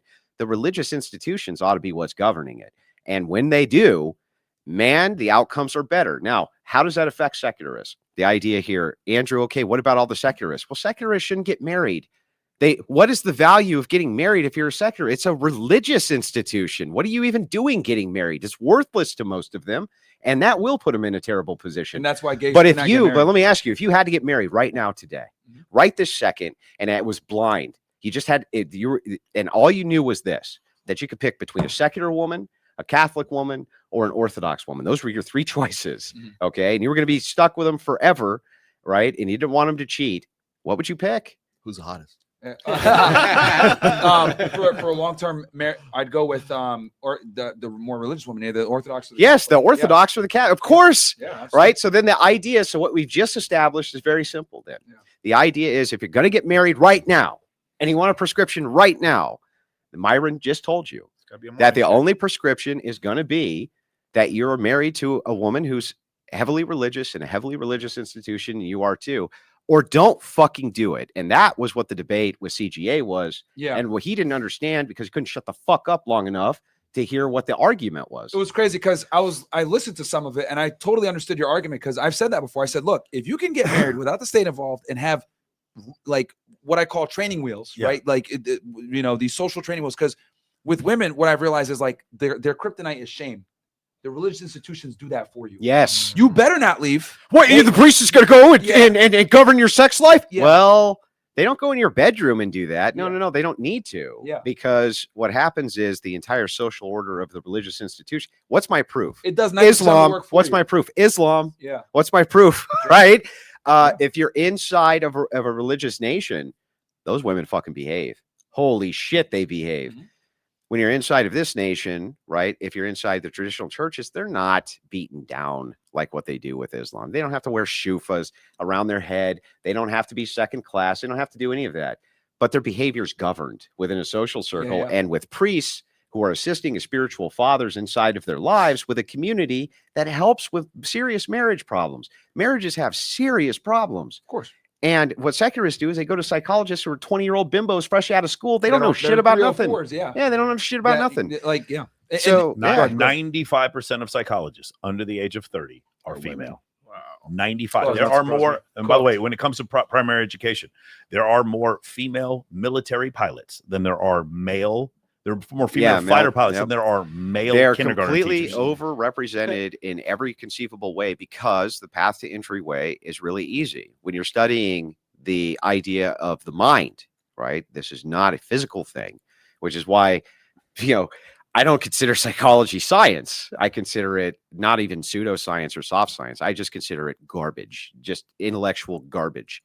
And ultimately, it has a really bad track record. And the fact of the matter is that the women who are now in control of it, they tend to give the most awful relationship advice on planet Earth, which is why when psychologists come on, they talk with Myron. Myron fucking obliterates them. I mean, just because they obliterates them. prioritize like psychology now. Especially when it comes to it's become femme-centric. It's more about women being happy versus just like making it work. And the thing with the religious stuff, because I've said this so many times, and it's crazy how like people just take the 50 thing and they don't talk about all the other things. They say, well, if you have this could work as well. What I've realized with women is like their kryptonite is shame. And if you can instill that shame, whether through religion, through community, or a combination thereof, you significantly mitigate her divorcing you and leaving you, because now she has an incentive to stay versus having an incentive to leave, which is what secular marriages do. They prop the woman up to want to leave. So if you're able to get as much incentive as possible to it. Exactly. Yep. So what the religion does, especially with a community, the secular incentives of financial leaving to get half your money gone. Now she has incentives to stay because all her friends are married.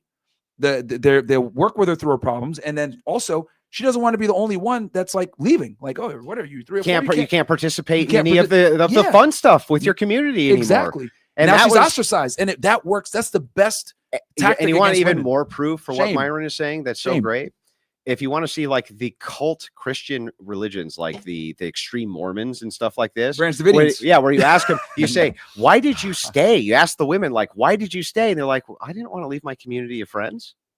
I didn't want to leave my community of friends, and I didn't want to leave my community of and that's they are the sum of the women around them. You use the communitarian, like their need for a communitarian like society. Yes. You use it against them. Yes, use it against them. And if it's the case that women, and this is the case, by the way, if it's the case that you have a woman who's hanging out with a bunch of whores, what does she become, Myron? Oh, yeah, it's cooked. She's gonna. What does she be? She becomes. And if you have a wife and she's hanging out with a bunch of divorced women, what should that man do, Myron? You should get the fuck out of there, man. Because it is like it's always the case. It's because it's like it's so wild to me how like if you, and it sounds fucked up to even say this, but the reality is like you have to like almost set things up with buffers to protect your relationship in advance. Religion's a way to do it.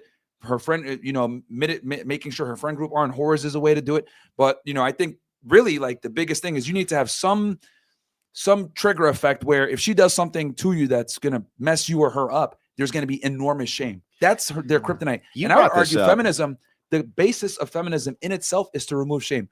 Oh, you want to go get educated? Whole thing. Don't get shame. Yes. You won't get shame for it. You want to be a 304? You can go ahead. We're going to remove the shame. You want to have an abortion? Yeah. No shame. You want to abandon your kids? No shame. Exactly. You want to abandon your family? No shame. You want a career where you neglect your children? No shame. Don't let no man tell you nothing. The patriarchy's just trying to enslave you. You're totally right. That's what feminism. Dude, I've been thinking about this like at night. I'm like, feminism is literally nothing more than just removing shame from female behavior. That's what it is. And removing force. Yeah, it's removing force and it's removing. I agree. Sartain brought this up in an earlier interview he did. It hasn't been released yet, but it's worth talking about now. You referenced these as societal stopgaps. Yes. You called these societal stopgaps, and you had a few that I think you should share besides just religion that were really good. Yeah. So I talked about one was like we talked about before with the Myron Gaines effect, where this is for the longest time. So basically, when you had the discussion with CGA, he was talking about, oh, this is fairy tale land, getting people to change their beliefs and you said, well, no, we did this in the 1950s. This is how we'd have a sisterhood of women who would shame them. You left your kids, you left your wife. That's horrible. And CGA was like, oh no, that would never work. Now this is fairy tale land. And I'm like, I just watched this president who has been called a racist and a Nazi for the longest time get elected, get elected, but get elected with so many more minority voters who would have never voted for him previously are doing so. And then we can also look at other things like, but I brought this up as an argument. Like, we can see that the social paradigm is changing. And right now there are things that you can do to mitigate serious amounts of risk. But let's point this out as you bring up this societal stopgap. When you're referencing the 50s, and Myron, maybe I get your input on this. Yeah, sure. My wife, she puts in occult feminism, the idea of the sisterhood can actually be beneficial to men in this way. It used to be that it was the case that if you were acting like a whore, the women went nuts on you, and they went ballistic because they thought if the men come over and start fucking you, they're not going to marry us. Yeah. So they would go ballistic, and they would scarlet letter their ass, right? And they would shame them, and they would run them out as the village whore, right? Yep. And Rachel gives tons of examples of this from the historic standard. Why is that not possible now? I think it is. Yeah, it's definitely possible. But like that's where feminism comes in. Feminism came in literally to destroy that, that whole shaming thing.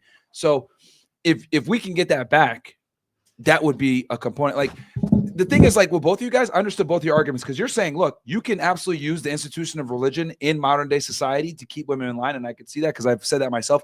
Marry a woman in the mosque, remove her if you're Muslim, or marry in the church if you're Christian, remove her incentive to divorce you and destroy you financially. Like, if you remove all these things, you mitigate risk significantly. And then you add in the component of a community and shame. She ain't going nowhere most Plus of the time. a prenup? And a prenup, yeah. Now it's like you're an idiot if you leave. But I see his perspective where he's like, well, a lot of women aren't religious. Fair. That's cool. I get that. But this is why it's so important. But then that's not marriage anyway. Yeah, exactly. So who cares? It's not marriage anyway. My view, marriage can only exist from a. So when you say marriage in the West, when you say secular marriage, it doesn't register. That's not marriage. It doesn't. To me, it's an incoherent babble. Yeah. Right. Secular marriages don't work, and I agree with you 100%. Yeah. They not only do they not work, right, but we can see now the writing on the wall of what happens when secularists get married, and we now see the progression of now it's going to be 3 men getting married and adopting a child, or 4 women who get married to one guy, and then we end up with a polygynous relationship with children, and it creates all sorts of havoc. Right.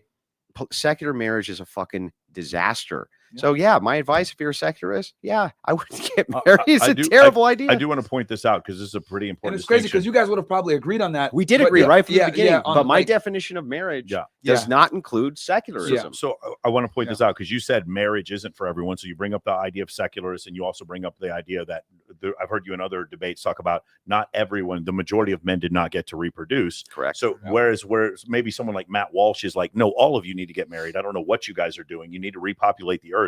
The major distinction, I think a lot of people understand, is that you're not saying for every guy to get married, but you do espouse the positivity. You said a virtuous woman that you can raise children. If you're debating the proposition about marriage in the West, we have to define what is marriage. From my view, marriage is only a religious sacramental institute.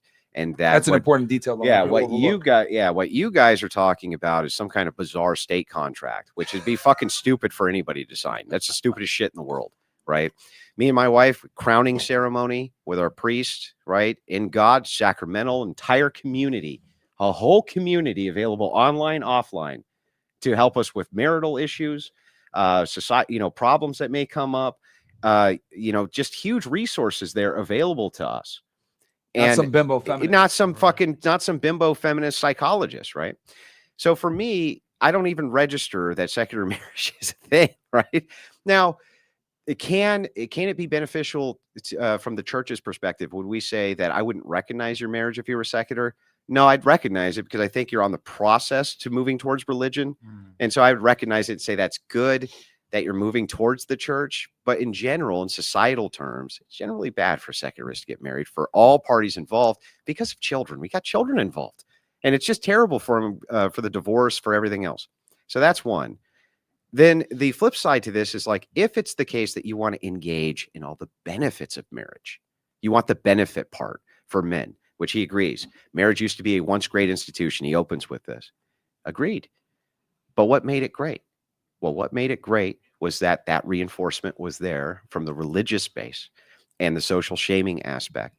And so if that's Extremely the case, powerful. yeah, and if that's the case that you want in your corner the benefits of marriage without the risk, religious marriage is the only way. And you know what? I'm really glad that we're having this conversation, because on this side of the internet, we tend to talk a lot about how marriage is bad, don't do it, etc., why it's awful, but we never really discuss in detail how to go about it in the best way to mitigate risk. There's always going to be risk, right? Always. But I think you brought up a really good point there, and I wish more people like heard that, like where you're saying, I don't even recognize secular marriage. You got to do it from a religious standpoint for it to work.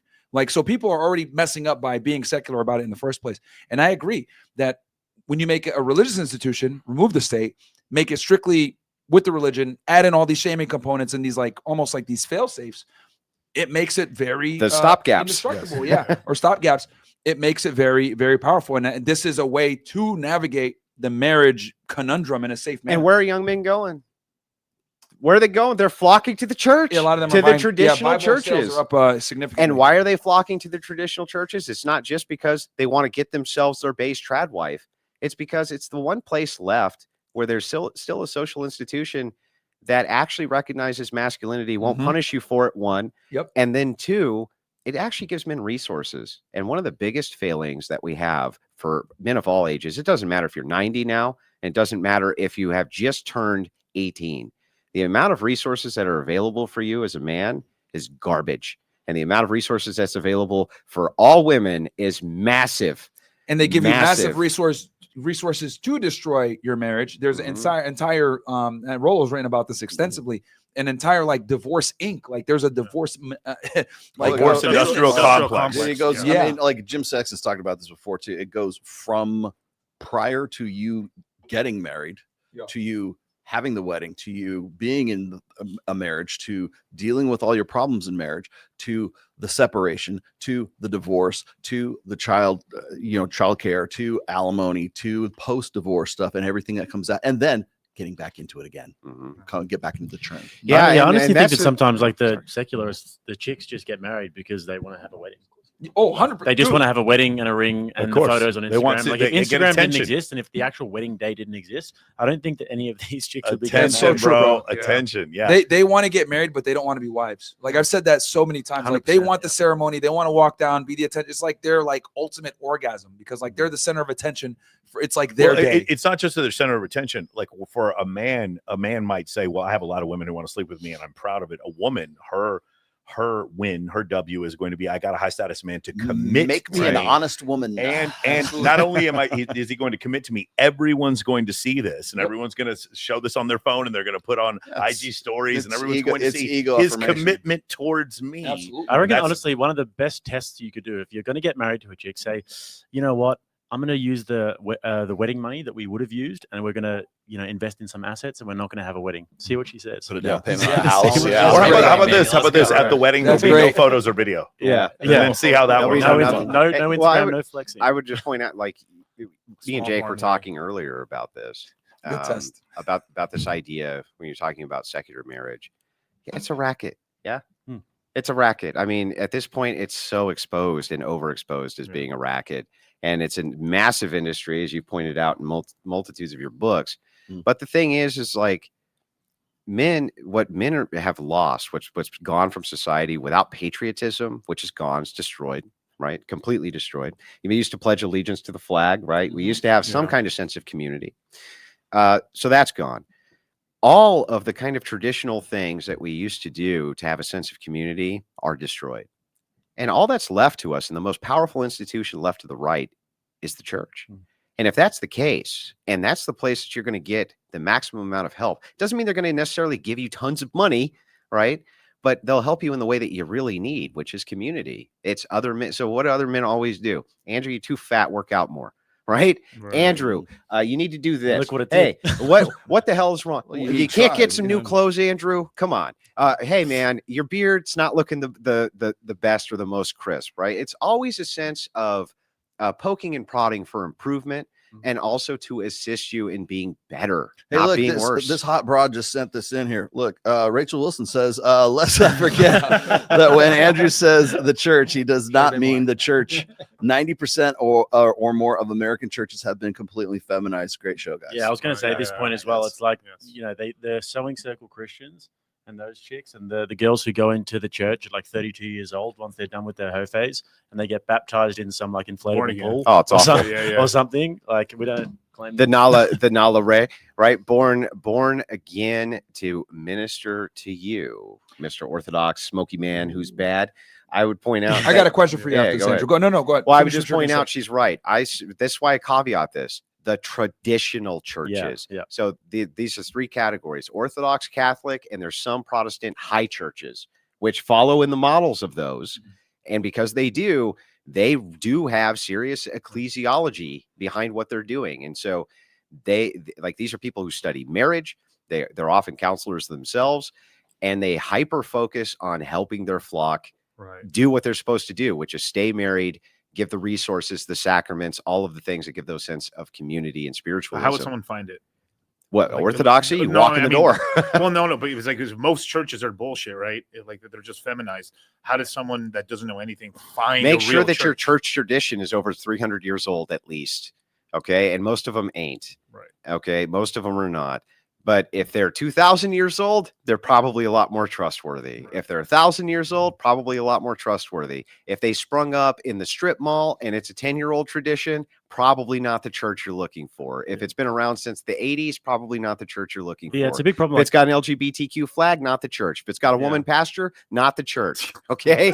Like Also, I the mean, I list think goes it's on and important, on. Andrew, I think it's also important that you because you're an Orthodox Christian, Yeah. right? So there's I guess and please correct me if I lack a better term here, but a higher barrier to entry. Yes, much With- higher barrier. So the thing is we're catechized for at least 2 years. We're not allowed to be baptized until we've had a proper catechism into the church, and you'll get rejected. Many people get rejected until they complete their catechesis, meaning it's at the priest's discretion. They're like, look, you're not ready for this yet. You're still out, sniffing coke or being a wild animal or whatever it is. We're not ready to induct you into the church. The Catholic Church is the same way. And some of the high church Protestants are the same way. There's a barrier for entry. It takes a long time to get there. All right, I got You a have to $100 show super commitment. chat. Hold on. Sniper says, content. Here you go, Andrew. Christ is God. And just quickly, Myron, I've heard you talk about this a lot. That Yeah. women are 80% of the consumer market. Rollo, I've Yes. heard you say this as well. Mhm. We've got this gynocentric social order.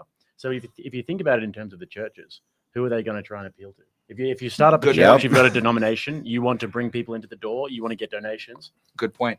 Whereas the Catholic and I go to an Orthodox church in Australia, they own the whole block. Like they don't ask me for anything when I get in there. Gotcha. They don't really need me that much. Yeah. And the truth and that is- lets them be more honest and really because Yeah. there's no financial incentive. Yeah. And the thing is like I always say to young men who are going into the church, be a servant for the church. Put your efforts towards being a good member of that church community. And just like everything else, you get out of what you put in. And if you're being a good servant to the church, isn't it amazing? The church seems to take good care of you. This guy, Jill Figs, wants to know, Myron, would you offer to moderate Andrew Wilson versus CGA round 2 on an actual debate with questions Sure. answered? Yeah. I'd be happy to do that because I think both of you guys, I don't think either of you were wrong. I think he totally misinterpreted your position because I see that he didn't let you really explain what you were trying to say because that makes 100% sense. You don't even recognize secular marriages. That's huge. That's a big detail. Well, to put the in thing there. is that I would love to do it so that it was timed. Yeah. Sure. Just so that I I'd can be happy to get the moderate. points out and demonstrate to the world just how fucking stupid this guy is. Okay, how about this Yes. one? CGA started debating himself at one point in the debate, but also, when are we going to get an evolution debate between Mike and Andrew? I'm actually down to do it whenever Mike is. Okay. I'm down to do I'll an host it if you evolution guys debate wanna, whenever. want to do it. I would. That was like one of I'm- 4 super chats asking the same I'm thing. happy. I'm happy to do it. I don't usually do evolution debate. I will.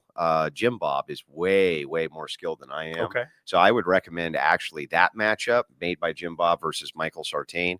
I'm sure Myron would happily host that one as well. Yeah, I could do that. No problem. And Whatever you if guys they want. won't, you guys could do it on the Crucible, right? But I think that he would be a better because it's more his jam. You know what I Okay. mean? I said it We first. can all multi-stream it. I can you can put it on your channel. Me and Andrew can even moderate it and put it just so it gets more views. Sure. We could put it both go live. moderate it or be witness, and then that you guys just go back and forth and debate and put on a big platform? I called shotgun. A great roundtable, discussion with common sense. Please do more of them. Oh, really? You mean without all the girls that you guys were complaining that we didn't have in the beginning of the show? Imagine that we did a high quality stream with no chicks on the show. I think one of the most That's the valuable most high things quality. we discussed on this thing is because we talk, like I said before, we talk so much about how bad marriage is or whatever, but there's guys out there that actually do want to get married and find a way to build a family. And I've said it before, if you want to have kids, the best way to do it is through a marriage. And, you know, how can guys navigate that? And I think doing it with the religious route is really the only way. See, that's the thing is like whenever I'm dealing with guys like Matt Walsh or Michael Knowles or any of these guys, especially like the guys who think like I am in some way like anti-marriage. I'm not anti. You're married. Clearly, I'm not anti-marriage. I've been married You're for married. 29 freaking years. I've been married longer than most of these guys have been married. I wrote the Rational Longer Male. than a What lot of else the- do you want me to? You know, You've what been else married do you want longer me to than a lot of qualify? the people on the internet have been alive. Been alive, right? And so they don't know what to do with me because, like, here I am, a happily married guy who's been married for quite some time, still very much in love with my wife. Had one kid. Sorry, I should have had 10. I guess I'm a failure as a husband and a man. But the thing Do you is, wish you had more? not really. I like the one we had one child by design. Like That's- if you could though, if you had a magic wand, you could go back and you're like only I don't think 3-4 years I in, don't would think you so. have had another one? No, because and then also my brother has a son and a daughter too, so I kind of consider them my kids as well. Gotcha. So, A lot of sense of but we family did, there. but we did it by design. But the thing is like this is why I will never get past the gate. Like I'll get up to the gate, but they won't let me pass the gate because they don't know what to do with me once I'm past the gate, especially when it comes to the topic of marriage, because everyone thinks that I'm anti-marriage because I bring up the facts, I bring up the stats, I bring up the data and everything else.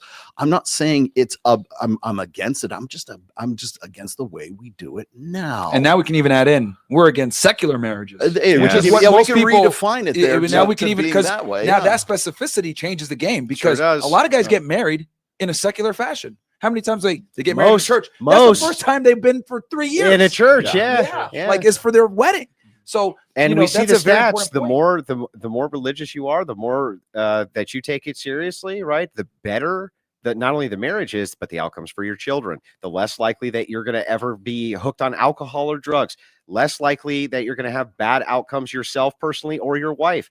Less likely that you're going to get divorced. Like every outcome for you increases drastically with religiosity. Yeah, you know, and it'd be interesting to see, like, if you like they'd probably never be able to replicate this study, ethical reasons. But like, if you looked at the people that like got married in with the church and with the state involved, a lot of those people probably were fairly secular. Probably first time they've been in a church for years, right? They don't go regularly. They just went because we were born Christian and we're just going to go ahead and do this thing. So they did it from a ceremonial perspective. Yeah. So, you know, that probably would account for a lot. But I was going to ask you this, Andrew.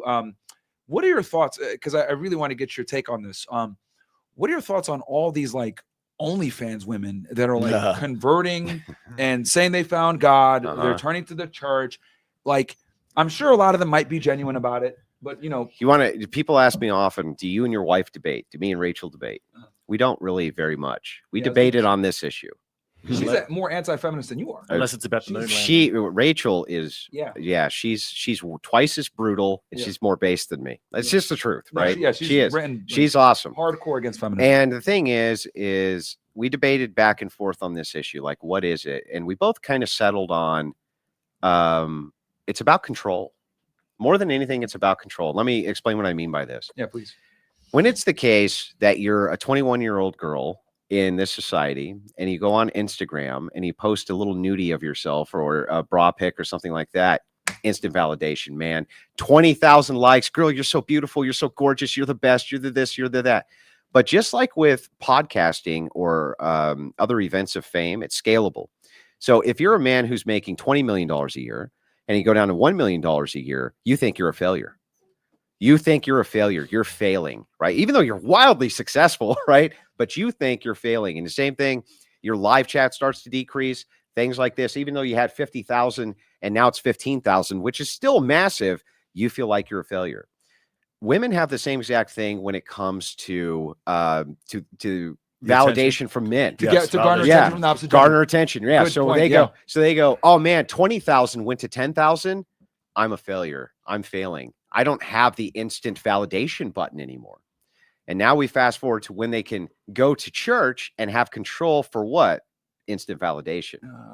Instant validation. And so what Like a happens? reset button. What happens when Nala Ray converts and posts that to Instagram? What happens to the validation? It's a new form. It's a new 100x. toy. Oh my God, it's 100-fold what she was getting, right? It's and that's what I think it's about, is control, and not necessarily just the control over the men in the church, but control over that idea of validation, the control over the idea that wait, I can't get this dopamine, I can't get the validation like I used to anymore, but this conversion, man, like look at Nala's progression. Anytime she's kind of, people forget about her, somehow she pops right the fuck back up, right? Talking about how whatever podcast abused her, right? And Smokey Man Bad. Suddenly it's a million. Oh, girl, I can't believe it. Well, it's a validation machine. Brittany Renner did it with Islam. I've seen plenty of girls do it with Christianity, like these religions What that want to save happened to people. Brittany Renner, man? The last Yeah. time I saw her, she was in like some hijab. But am I next time wrong? she looks Yeah, like no, Jackie no. Brown with like, And I wanted to get your Bro, take on this man. because, like, you know, us obviously someone who's like an Orthodox Christian and actually like practices and understand there's a real barrier to entry. Like, I was like, well, I want to get Andrew's take on this because I've seen a lot of girls either do it with Christianity, like I'm converted, I found Jesus, or even some girls like if I it found was the Islam. case really that Yeah. they were converting because they had made a mess of their life and they were sorry about it, you'd never hear from them again. There you go. That's a good point. Yeah, you we would wouldn't want never They would get the further fuck off social validation. media. you would Yeah. never hear from them again. That's a What good they point. would do, Change or you their would hear name back one to their last regular thing. name. You would just hear, I'm really sorry. And in humility and repentance, right? I'm going to go take some time with the church and my church fathers to get my shit together. And maybe they come back in 5 years. Great. And then you get the welcome, right? Then you get the wow, you know, but you don't go, well, I went and got baptized at heresychurch.com, right? And now I'm going to tell you how to be the right kind of Christian. Fuck you, right? That's what I told her. I'm not going to take advice from a woman who's had 50 dicks in her mouth. You're out of your mind. And what man would? And what kind of was she? Was it She's non-denominational or? Non-denominational, and she started her own ministry immediately, Got her which was Kajabi exactly classes what I up. said would happen. Stephen Crowder did a whole expose on it. She started. Women could be ministers. No, but okay. she started an online ministry It sounds profitable. where she called herself. She calls herself on the See, online. See, that's why I asked. classes, That's why I yeah. asked Yeah. Andrew on this Have stuff. you seen the because- website? No, I haven't. Oh it's yeah, amazing. she called She's herself. She's got about 50 courses. I'm not even joking. How to like stop doing porn. How to be a good steward of your wealth for God, and all these sorts of things. Oh, Just financial course. advice. She's cashing in on another You know, way. and it's all. But here's the thing: all of that promotion that she did led to the selling of those ministry courses with her and her husband, and she calls herself a minister. She calls herself the ministry of. And so the thing is like the whole thing, and by the way, I called this before anybody, Oh, you right? Okay. Called this that she was a minister before. I said, you're going to do a ministry. I can see it. You know, no, I'm not a minister. I'm not. And yes, she was setting the whole thing up. And so the thing that's really funny about it is like, I gave her a lot of grace, like I do everybody. You know what I mean? Maybe she's authentic. And I told people back off until we see what she does. I was on a panel with you where I said it. I said, look, you know, I'm not going to say anything about this yet. I see Pearl's going hard. A lot of people are going hard. I'm going to welcome her into the fold until she shows me reason not to. And she instantly showed me reason not to. But for her, the validation, like with many of these women, the validation is they go to Twitter, Christian Twitter. I'm a Christian now, girl. And then the simps, there's as many simps as you could simps are ever the worst. imagine. Yeah. The low tier Christos simps, right? The virtue signal simps. You're beautiful. You're regenerated in Jesus. And they're By the all way, you like- want to fuck? You want to fuck? Yeah, they're all You're called, regenerated like, in Jesus. Christian You know, Chad, it's, and they got an it's AI crazy. photo and shit. Oh, Yeah. man. So this is something I've heard you talk about this before. Because I've seen so many of them do it. The Yeah. chick, real before you go, the girl that took the 50 million from Shannon Sharp, she gets on off OnlyFans, Yeah. saying I'm retiring, and the next day she puts a story of her reading the Bible, and I'm like, bro, here we go. Sam Frank, same thing. Brittany Renner, Islam. This girl Nala Ray, Christianity. I'm like, what is this like? Some kind of? But I'll fucking tell you, business plan I'll or tell you what? the big Yes, test, it and this is what I wish we could do collectively. I wish that I could get a message out to like every Christian who even self-identifies as a Christian to just say, look, for 16 weeks, you don't respond to any of these women's social media posts at all. I think almost all of them would be back doing OnlyFans. It's happened a few times to the ones that you've debated, where they've tried to do the Christian thing, and then a few months later it doesn't work out. They're getting 100 views on their reels that they're And they posting go right about back. Bible studies, and then next minute they're like they're on the OnlyFans, but they're still a Christian, but they're saying I'm an empowered. Yeah, I think Christian. I think where crazy. the difference is like as men. We get our validation from, like you actually talked about this in a marriage. There was status associated with Massive marriage. status for men. So I have a wife who is loyal to me, and then I have kids, and I own a home, and I've worked really hard, and that's where we get our validation. Generally, from the compliance we get from our family and our wife. Women get their validation from the attention that they get from other people. Well, we also get it. We don't just get it from that. We get it in social ways that you don't really recognize. For instance, bosses are more likely to hire you if you're married. Oh yeah, and have children, and the reason I can tell you that from being in the government, guys that move up a lot of the times, they're married, and the reason for that is you're a very safe bet. You're going to be dependent on the income to take care of your family, so you're probably going to work hard so that you can stay there, right? You can't transition easily out without some serious planning because you have a wife and kids to take care of. So what that creates is because that creates a non-impartial hiring practice, the employer thinks this is a safer bet. Employers move that way. That's a form of social status. That over time becomes a form of social status. And it's not just that, it assists with trust, right? People are way more likely to trust people who have families than they are bachelors. Right. Why? Because they know that you have responsibilities outside of yourself. So it's less likely that you're going to be up to doing nefarious things. There's tons of small social statuses you don't even recognize. Killers, dude. It tames serial killers. Yeah. BTK had a family and stopped killing. He stopped killing, Like the Ice Pick Killer? No, BTK. Dennis Rader. In Wichita, Kansas. Yeah, that was the bind. He went crazy in the 70s. And then once his daughter went to college and left the house, that's actually how they caught him. And then he started up. And he started trying to kill again. And that's how they caught him, because I think she went did an STD test or something. And he was also matched it. He was also old and out of practice, right? Yeah. But the big thing is, yes, the social status aspect. There's 1,000 tiny ways that it adds to the social status of men that they don't even think about. And you can take one of those married men who's lower middle class and match him up against a bachelor millionaire. And in social status, from how other men view them, it's often very similar. Yeah. Depending on what they do. Yeah. But I mean, you're not getting looked down as an electrician, like it's and a my other men definitely not. Maybe by dumb bimbos that don't understand. Yeah. But you're married. What do you care about the dumb bimbo? Exactly. That's the point. So I do think that there is social status which is associated with it, just in a different way. Sure. So. But anyway, the thing you mentioned before, and Alex Hormozi made a great video about this, was the difference between fame and influence.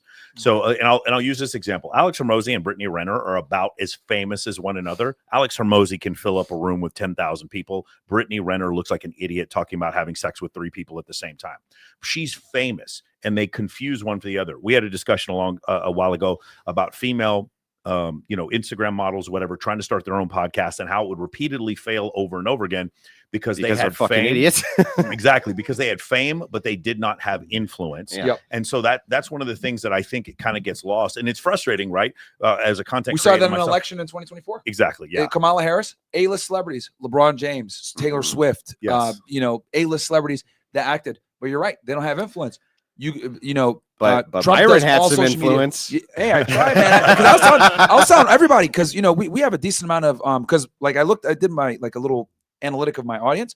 It's white, Hispanic, blacks are the top 3. Almost 50% of my audience is Hispanic, actually. Yeah. Those beaners. So I was like, yo, you guys got to get out there and vote. And I was telling everyone hard in 2024. We got to get out there and vote for Trump. We got to get out there and vote for Trump. I'm going out there. You got to get out there and vote for Trump, because I knew, if Kamala got in, we already endured a whole bunch of censorship. It was only going to get worse with her. Yeah. So I was like, we got to get out there and vote. And then obviously we're in the middle of 2 wars. The economy sucked, all this stuff. Immigration was going nuts.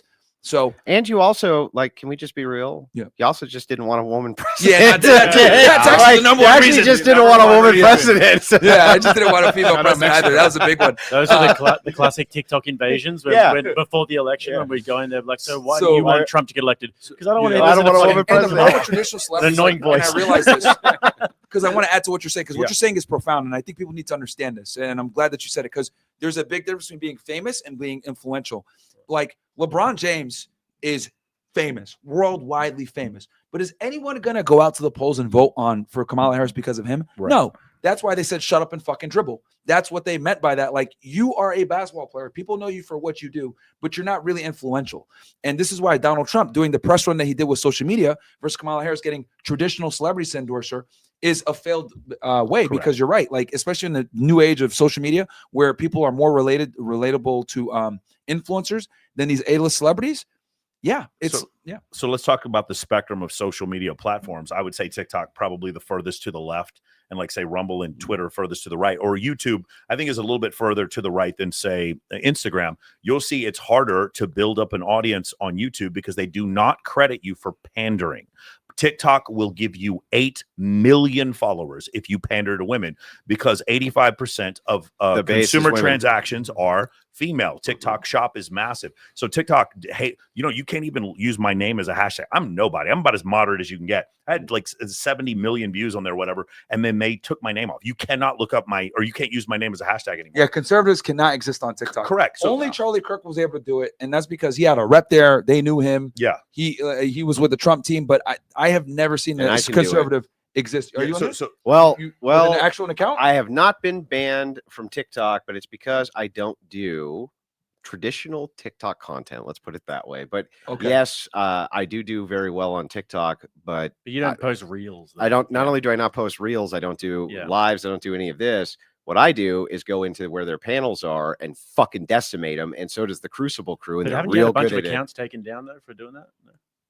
My main account has not been banned. Okay. That's Okay. impressive. I've been Well, well, like 5 but- times. So you don't post content. You go in there and I you use never it to post content. facilitate debate. That's and different. So the Okay. thing is like there is a way to do it. You just have to be really smart about it. But ultimately, he's right. Sartain is right. TikTok is the furthest left, most evil, mechanized, fucking horrible piece of shit on planet Earth. And Twitch. And we've been literally, the Crucible has been fighting them back like crazy. I mean, you've seen the TikTok invasions. Yeah. We're always in there warring with the fucking TikTokers and trying to But hold. you use it as a portal to debate them. You're not Yeah, posting we're trying to content hold. smart. Yeah, we're trying to hold the tide back, right? Yeah. That's the whole point, because the most evil bastards on planet Earth are on that platform, man. And the now- Oh, they're most dancing evil when Charlie got bastards. shot. Yeah, So of now course. there are like hundreds, if not thousands, of people who listen to the Crucible who will be in there at every moment of every day debating these people. At in every single moment of every day, 24 hours, 7 days a week, there's somebody in the Crucible who's in there on a panel debating. Yeah, this is also when you look at certain women panders, like say Chris GQ Perry or Derek Jackson or something like that, they will destroy on TikTok and they will do nothing on YouTube. Right. Because on YouTube, if you want to see if you have influence, getting someone to watch a 3-hour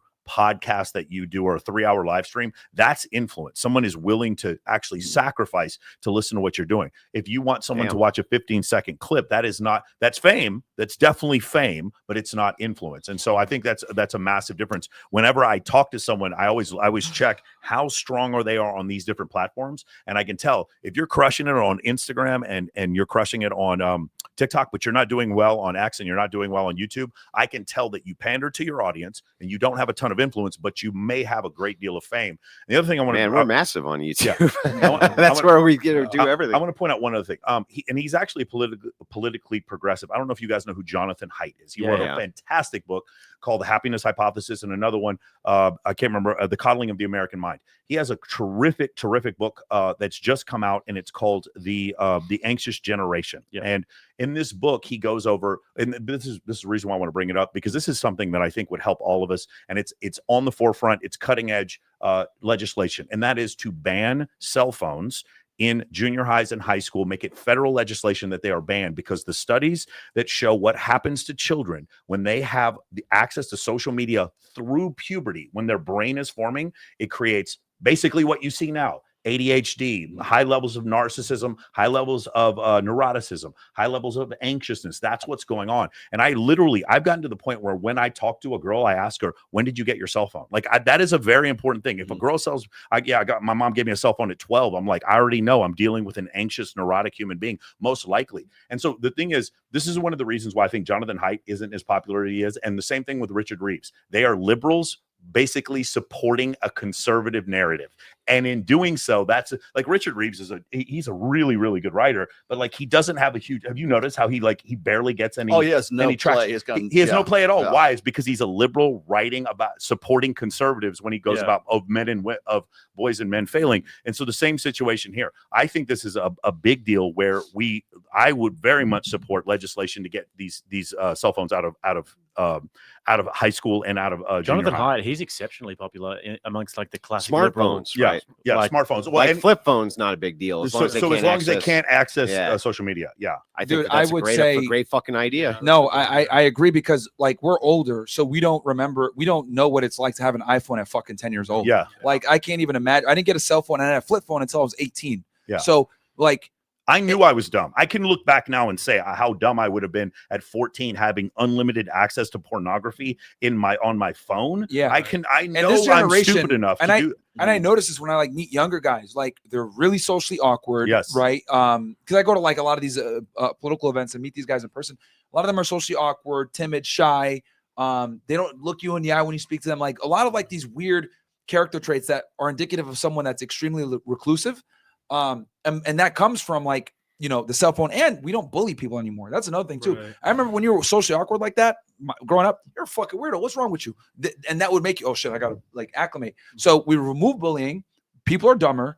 They're more anxious, etc. I agree with that, man, because I've seen this with younger people. Younger people are dumber than I think Yeah, our and generation here's- was. here's the Jake's irony. a fucking bully. Yeah. Yeah, he's a fucking bully. Here's the irony. He's a political progressive, and he's talking about this. And then who's he going up against? Who's saying that social media is not bad for kids? The social media companies, Of course, which are right. then owned by liberals. Yeah. It's become they're eating themselves. It's a crazy thing because Zuckerberg he met Jonathan Haidt and he was kind of upset with him. He was very short with him. He was like, I don't agree with your data. I don't agree with your studies or whatever. But it's blatantly obvious the difference between this generation now and my generation that used to bench press, play middle linebacker, and get into a fucking fist fight in high school, and none of that happens anymore. Yeah, but Mike, I reckon it's even way worse. Like you've got kids now who are 2-3 years old who are literally glued to Yes. iPads. Yes. I've seen this, and if you take the iPad away from them, they start screaming and crying. Yeah. This is when your brain is the most plastic, when you're in your very early formative years. Well, Most and- parents just want to use those devices as like a pacifier, right? Yeah. Oh yeah, Yeah. it To does sedate, a parenting. Yeah, Yeah.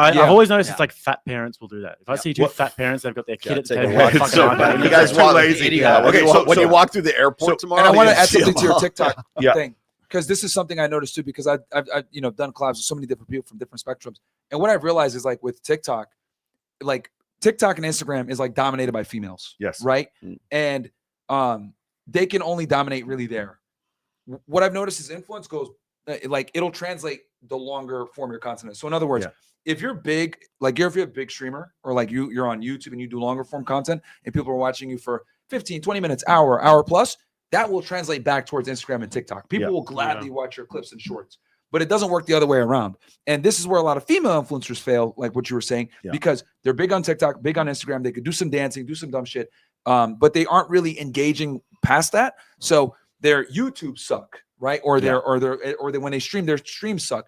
And there's not many females that are like, very successful streamers unless I've seen them leech off of men. Yeah. That's why some of these female 100%. streamers will Yeah. pair up with a Neon or pair up with Yes, one of these there's like with these guys 20 of them. because they suck. Nobody wants to watch them. So they have to leech off of men for longer. Boy, form that content. sounds familiar. Yeah. yeah. So here's the other part, the other conclusion that Jonathan Haidt comes in the book. He talks about the concept of brain rot. So specifically, like he says, it's not that bad if you're with a group of friends discussing an idea on social media.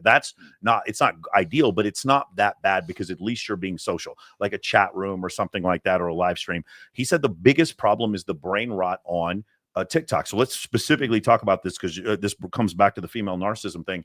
TikTok teaches you when I am bored with something, I swipe it away. By the way, dating apps do the same thing. Mm-hmm. I am now bored with this thing. I have no patience for it. So I'm going to swipe this bad feeling away and keep swiping until the point where I finally get the dopamine, the hit that I want. And then that dopamine's not enough. So I keep doing this for hours. I've trained my brain to, and anytime I feel any kind of negative emotion, to swipe it away and to have the attention span of nothing. And now you go out there and you hear women and you explain to them, hey, 65% of college graduates, I don't know if you guys saw the Owen Cook clip, 65% of college graduates are female. You want these men to take care of you, but they have no money because they're not being able to get a job. And the women are like, I don't fucking care. Yeah. Work harder. And I'm like, I am like, she doesn't recognize it because I'm sure she probably grew up as a normal person, but that is narcissistic what she's doing right now. Where does that come from? I do think it may come from the brain rot, specifically from apps like If you want to TikTok. see it, I reckon the best example of it that I've probably It's hard ever for them seen. to find a logical conclusion. Yes. I've noticed as well. Like if 65% of the graduates are women, well, that's going to have a profound effect on men's earning capacity, Correct. dumb bitch. But they can never connect the two for some odd reason. Yes, but it doesn't matter because that bottom third of men or bottom quartile of men, they're invisible to them. But not only visible, they're non-people. This is another thing, and I didn't mean to get too far off topic. We all see grandma. If grandma is on the side of the road, even though she is not a viable sexual option, if grandma's on the side of the road, we stop and we help her change the tire. Why? Because our ancestors protected the tribe, not just the fertile women. We protected the entire tribe. What happens with really attractive women, I do this all the time. I go to Toca Madera every time. And I sit there with them, and the waiter will the busser, it's not the waiter or the manager, the busser will come and fill up our drinks or whatever, and I'll wait a couple minutes, and I'll literally say to them, do you know that women have a hard time even seeing men that they're not attracted to? And the girl always says, no, that's not me. I was like, cool. Tell me about our busser. And they're always like, we have a busser? Wait, I don't understand. They remember the manager. He's a tall, good-looking guy. They absolutely remember him. But that's the difference. It's because women don't even know they exist. There's a male loneliness problem. Not any guys I know. Brock, the bartender who fucked me last week, he's not happy. He's not lonely because that's all they see. It's so incredible. Yeah, 99% of women say they dated a narcissist. No, maybe you dated a guy who has Mike, boundaries. options. Like 4,000 fucking women, dude, that I've talked to. It's so fucking nuts to me. No matter education level, religion, class, where they come from, it doesn't matter. Like most men are fucking invisible mosquitoes. Yes. And not only do they not see you, they look at you as an inconvenience in their life. And if you got fucking swatted away, they would not care. And I try to drill this in guys' fucking heads. Dude, women don't give a fuck about you. Like you literally have to stand out head and shoulders above everyone to even get a chance. And then they really give a fuck. Then they really. And then, you yeah, were trying to say something, Jake. I was going to say about the brain rot. I reckon the best example of it that I've ever seen is on your show when you ask them to name 3 countries and they can't do it. And these bitches will say Africa. Like I'm actually impressed about how they go their whole life and avoid that information. Do you understand that they're not doing that because they don't have the mental horsepower to understand 3 countries? It's because it's not useful to their worldview. Yeah. It isn't to put on makeup and to look pretty. For my prime directive, it to be attractive as I can to as many high status males as possible. It is not important. Yeah, but just to like me to that look level where of Luxembourg is. information, like Yeah. I And actually don't know how they have. How do they raise, dude? How do they They'll not be know educated. it? Like, how do they actually avoid Well, it? Like, are if they I really went a educated because year you have a degree, and though? tried to not Yeah, learn they're 3 still countries, retarded, but if I went a year and I had a factory reset and then tried to go a whole year of my life without understanding 3 countries, I don't think I'd be able to do it. no. I'd have to know 3 countries. Well, no one's coming to save you either. That's the Yeah. reason why. Well, yeah, true. To the TikTok thing. both By the way, whoever Yeah, put the it's light nuts. cigarette in my mouth from the Did you notice that you're double parked You're with cigarettes? double-handed Yeah, and double- it's a light. Yeah, but light cigarettes really. But anyway, AI thinks you smoke yeah, I a think lot. I smoke lights. But so back over to TikTok. We're talking when you're saying when they get bored they can swipe. One thing I think that you're alluding to there too is also things that upset them they can swipe away. Yes. Things that make me upsetty spaghetti I can swipe away. Things that I don't like I can swipe. You know what I mean? It's not just boredom. And what you find is when you go on to various TikTok panels, and I've been on hundreds and hundreds of them during TikTok invasions, right? And so as many people in the audience who participate, if they don't like your voice, they mute you away. Okay, it's the same exact thing. I don't like what I'm hearing. I don't have to hear it anymore. It's a proxy for woke. Just overall woke. Like TikTok allows the wokeness. The entire thing is thing I don't like needs to go away. And what did I say earlier to tie this all back in? When the progressive strategy of removing all conservative ideology away has worked. Yeah, until now. You know, this is another part I want to bring up. Let's just say we're all wrong about everything we believe in this room. You still Jake. want Yeah. you still We're all wrong. let's just say hypothetically we're completely wrong because I'm sure there's some Take people away. who feel that way. If we're wrong about everything in this room, remember we're the ones that are proponents of free speech. Part of free speech is when you have an incredible idea that comes out of nowhere. Part of free speech or freedom of expression or freedom of assembly allows you to build an incredible company full of people, and that company can build incredible technological advances. But part of free speech is listening to a politician say something fucking stupid so you don't vote for him. Stupid speech is such an important part of free speech. People saying ignorant things on the internet. Yeah. I don't want them to. There's people who want me dead and say horrible things about me and my family and say that I was never in the military and all kinds of shit about me. And I don't even want them deplatformed because their stupidity then allows for me to know, hey, I really like this guy. I thought he was base, but then I find out he believes the earth is flat. I don't want to vote for him. Like, that's essentially what happens. So Look, like speech is short of physical violence, right? Or things like swatting, stuff like that.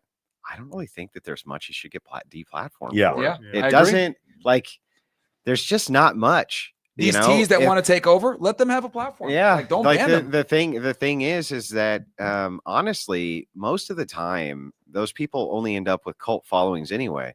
It's the deplatforming that gives the kind of appearance that I know the secret truths.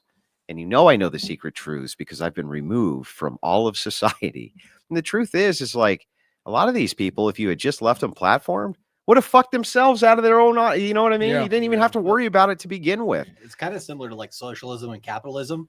Socialism pretends that everybody's equal and doesn't just says, we're going to fuck everybody up and make the cream rise to the top, right? Yeah. Whereas capitalism's like, I want that idea to be fucked up because it's going to lose. Yeah, exactly. Well, and not just that. I don't even get me started on socialism, not understanding why people not understanding why people would not want access to capital is fucking crazy. It's the only way that people have been brought out of a caste system and poverty and Because they don't everything know is how to raise- access to they're bringing it back. capital. They don't New know how to York's gonna raise be a capital. test That's case. why. Can we talk about this? You're a certified hater of democracy. I didn't hear any. I don't have any other context. I know you hate democracy. What does that mean? Well, our founders hated democracy. Republican. And they not only hated it, but they really didn't want anybody to vote. People don't realize that you didn't get to use to vote on a president. That wasn't a thing. You didn't get used to vote basically on anything. And there was good reasons for that. And the primary reason for that is because they thought that people were too stupid to vote. They were uninformed and they were fucking dumb. And they didn't have the requisite knowledge to participate in politics. And they assumed that what would happen was that we would end up with a partied system, and that partied system would polarize the public, and that polarization would lead to the decrease in individualistic rights. And guess fucking what? Guess what happened? Sounds so familiar. Guess what happened? And Politicians, 4-year so, terms, kick the can down the so the road. thing is that I believe in a system which democracy itself. I think all forms of government, whether it's a monarchy, it's an autocracy, whatever, all of them can work depending on the ethics of the population. Okay. But democracy itself, the reason why limiting it is such a good idea is because it stops a couple of things that are really big problems. One is NGOs. It stops those in a big way. Okay. It stops the idea of being able to take different voting blocks and ascribe bribes to them, right, based on what NGOs want in order to move them towards one political party or the other. And the reason you have so much budgetary inflation is because all politicians are trying to steal money to bribe the electorate. Yes. And they're always trying to bribe different parts Shout of the out to electorate. New York and their new mayor. Yeah, they're all trying to bribe different parts of the electorate. And so the better system, and this was the founder's system, was that you had to have some kind of stake, just some stake in the game. They thought that property ownership and then limiting it to Christians was the better way. Okay, that was a better way. Now we have an ethical standard and we have a financial standard of skin in the game. This created a very patriarchal society, and it was very, very, very stable. What expanding suffrage did, they expanded suffrage to 18-year-olds. 18, they're so fucking stupid. It's like, I've literally never heard a good argument for why they should vote. why would you ever want an 18-year-old to vote against me? Why would you Yeah. ever want that? Why would you right? want some That's the dumbest university thing. student That's the dumbest thing in the world. to- So I would just propose this, even if you don't agree with the democracy stance. Let's raise the voting age at least to the age of when you can be president. If we can't trust you to be president of the United 35. States, 35. yeah, if we can't trust you to be the president of the United States, then why should we trust you to vote for him? You know, if you're not informed enough to even if we don't trust that you're not of a ripe enough age to represent us, why should we allow you to vote to pick my fucking representative? I think the compromise might be 25. So the age that you can run to be a representative, Now but make it also 35. because at 25, at least, you know, that's old enough to get a bachelor's and master's degree, or you've served in the military for a certain period of time. Yeah, But I you don't think 35 I don't think yeah. that military service is a good requisite. For instance, you can be a foreigner and serve in the military. That happens often, right? People from Chile do this all the time, and they don't actually get citizenship just because they served in the U.S. military. Interestingly enough, I don't think that military service in and of itself would be enough. I think that you would have to add a bunch of different criteria. Okay, to be able to vote. To be able to vote, I think that there needs to be an age restriction. I think there needs to be some sort of stake in the game. One good proposal is that you are paying more in taxes than you're getting out. Oh, okay, got it. Right. So if you are a net drain, which most people are, Mhm. most people are a net drain, you don't get to Especially the vote. blacks. Yeah, you don't. I mean, Sorry, you I don't had get to to add that in vote. there, like, you know what I And the thing is people, they're Some people forgot people- Byron was on the show. They're in the chat calling this Especially a the blacks. Klan meeting Yeah. already. Yeah. people will often say, well, you want to take away women's rights to vote. And it's like, no, not. I want to take away almost everybody's right to vote because voting rights, for one thing, are affirmed in the negative. There is no actual right to vote in the Constitution. There's just the right that if a vote is held, you can't be barred from voting. Yeah. It's not that you have some right to vote. You don't. And most rights are affirmed in the negative. The very idea here basically is that we want to remove from the electorate people who are problematic. They're social eaters. They figured out that collectively you can draw resources to yourself which are unearned from a small collective which now can't fight back because you just simply outnumber them in votes. Yeah. That our founders would like fucking lose their shit on thinking about the fact that you could have 50 guys over here who have worked their asses off to attain a bunch of resources. And if there's 53 people over here who haven't, they could just vote all those resources to themselves. That's fucking crazy and should never be allowed to happen.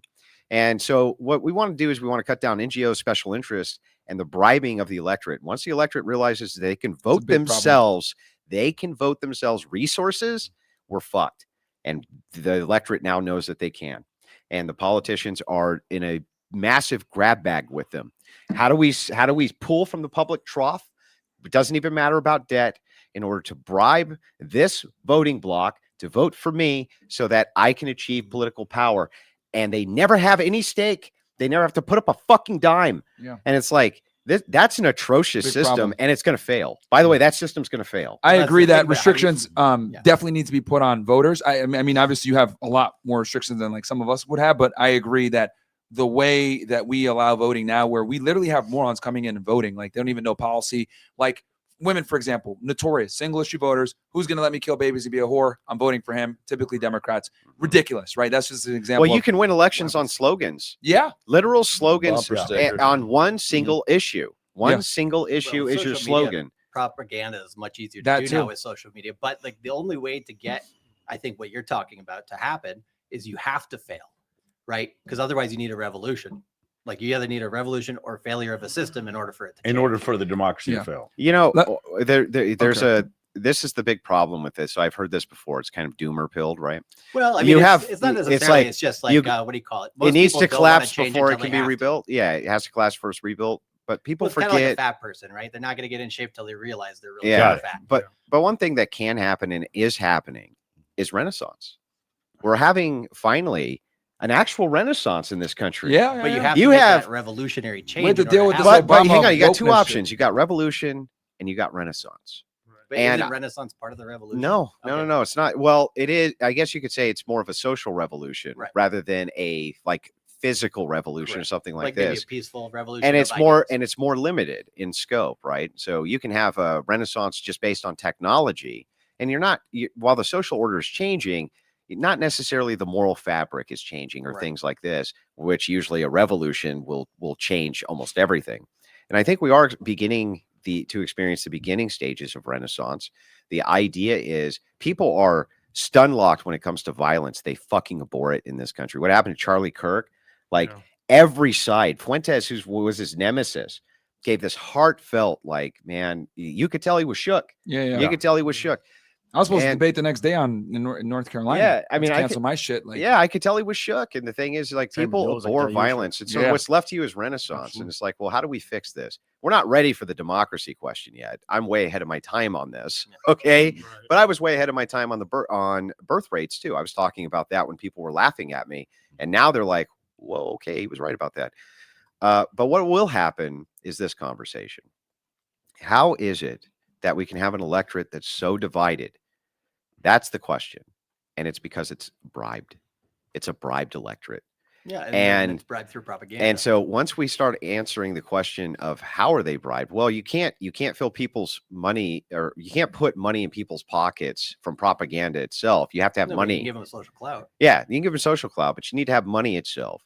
And once we ask the question, how are these people bribed? What we're going to find out is that they're bribed in two ways. The first way is through think tanks and NGOs, and they work specifically with politicians to identify segments of the population which can be bribed, and then they tailor the message to that segment of the population, deliver it, and then in exchange for that vote, deliver the bribe.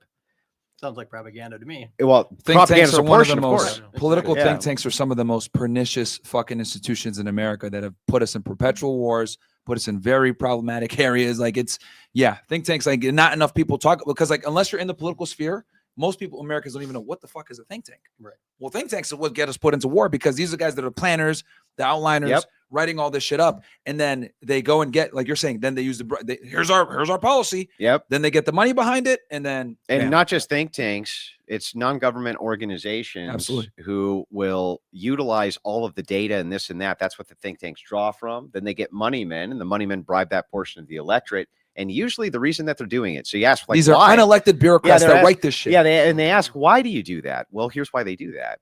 Because they make a pre-deal with the politician who's running, and they say, look, we'll fund your campaign, but when you're writing the next tax law to bribe this portion of the electorate, I want this loophole, this loophole, this loophole, this loophole, this loophole put in for my buddies, right? That's not a system of governance of the people and by the people. And it's so obscure, no one's going to even notice. That's a system. It's like, well, and they'll attach it to as earmarks and all kinds of shit, right? Yeah, people don't notice until the ships fail. Yeah, and the thing is that these bills are vast, thousands and thousands of pages. The average person can't understand any of them. You don't know what's embedded in them. They don't even There's loopholes and everything else. And so here's the thing: how do we take that away? We have to take away the bribable electorate to begin with. And in order to do that, we have to have a bunch of things change. One, I would say voting shouldn't even be done unless you have a family, right? I would say unless you're married with children, you shouldn't even be considered for voting. Okay, period. I would also say that you would have to have some stake in the game, property ownership, something like this would be necessary. I would say that there needs to be age restrictions, and there needs to be some sort of demonstration based on public service that you understand the electorate system. But to get that big of a change to actually happen, though, is what I'm saying, right? Like, because there's so many people that are incentivized to not have all that takes that change to happen is what happened with Roe v. Wade. If we have Supreme Courts who look at precedents when it comes to voting, like 19th Amendment voting, things like this, and they say, actually, this doesn't mean what you think it means. It doesn't mean that you're entitled to an election, only that if an election happens, you're entitled to vote in it, right? So there are various ways that can be combated even without collapse. Over time, people start looking at various issues which are becoming popular. Abortion was very popular. We won. Speech has been very popular. We won. We haven't gotten to the corruption yet. We haven't gotten to the bribing of the electorate yet. We haven't moved there yet. But in the next 5 years, 10 years, we are going to move towards that conversation. And then that's when the ideas of solution at the local level begin. And those tend to expand out, just like abortion did. It started with the states. The states are outlawing it. Now we move to the federal ban, kind right? of going to the different stages of acceptance, right? There's a lot of people who have no clue because they believe that the government's still voting, still in their favor and everything, right? So in terms of the first thing, it's denial, right? So they hear that information, they're like, no, I think that's like the current stage. And then the next stage is acceptance. So going from that stage to that stage, I think is going to be the hard part for most people. Do you want to know what terrifies me, man? Yeah. Like as you bring this up, what terrifies me more than anything, what gives me the nightmares? And this is what I know is going to happen. See, if a socialist comes along, an articulate socialist, and he gives us all our social issues, that he says, you know what, you're right. No more gay marriage. That's done. The trans stuff, you're never going to have to worry about it again, right? And he gives us a bunch of the social things that social conservatives want.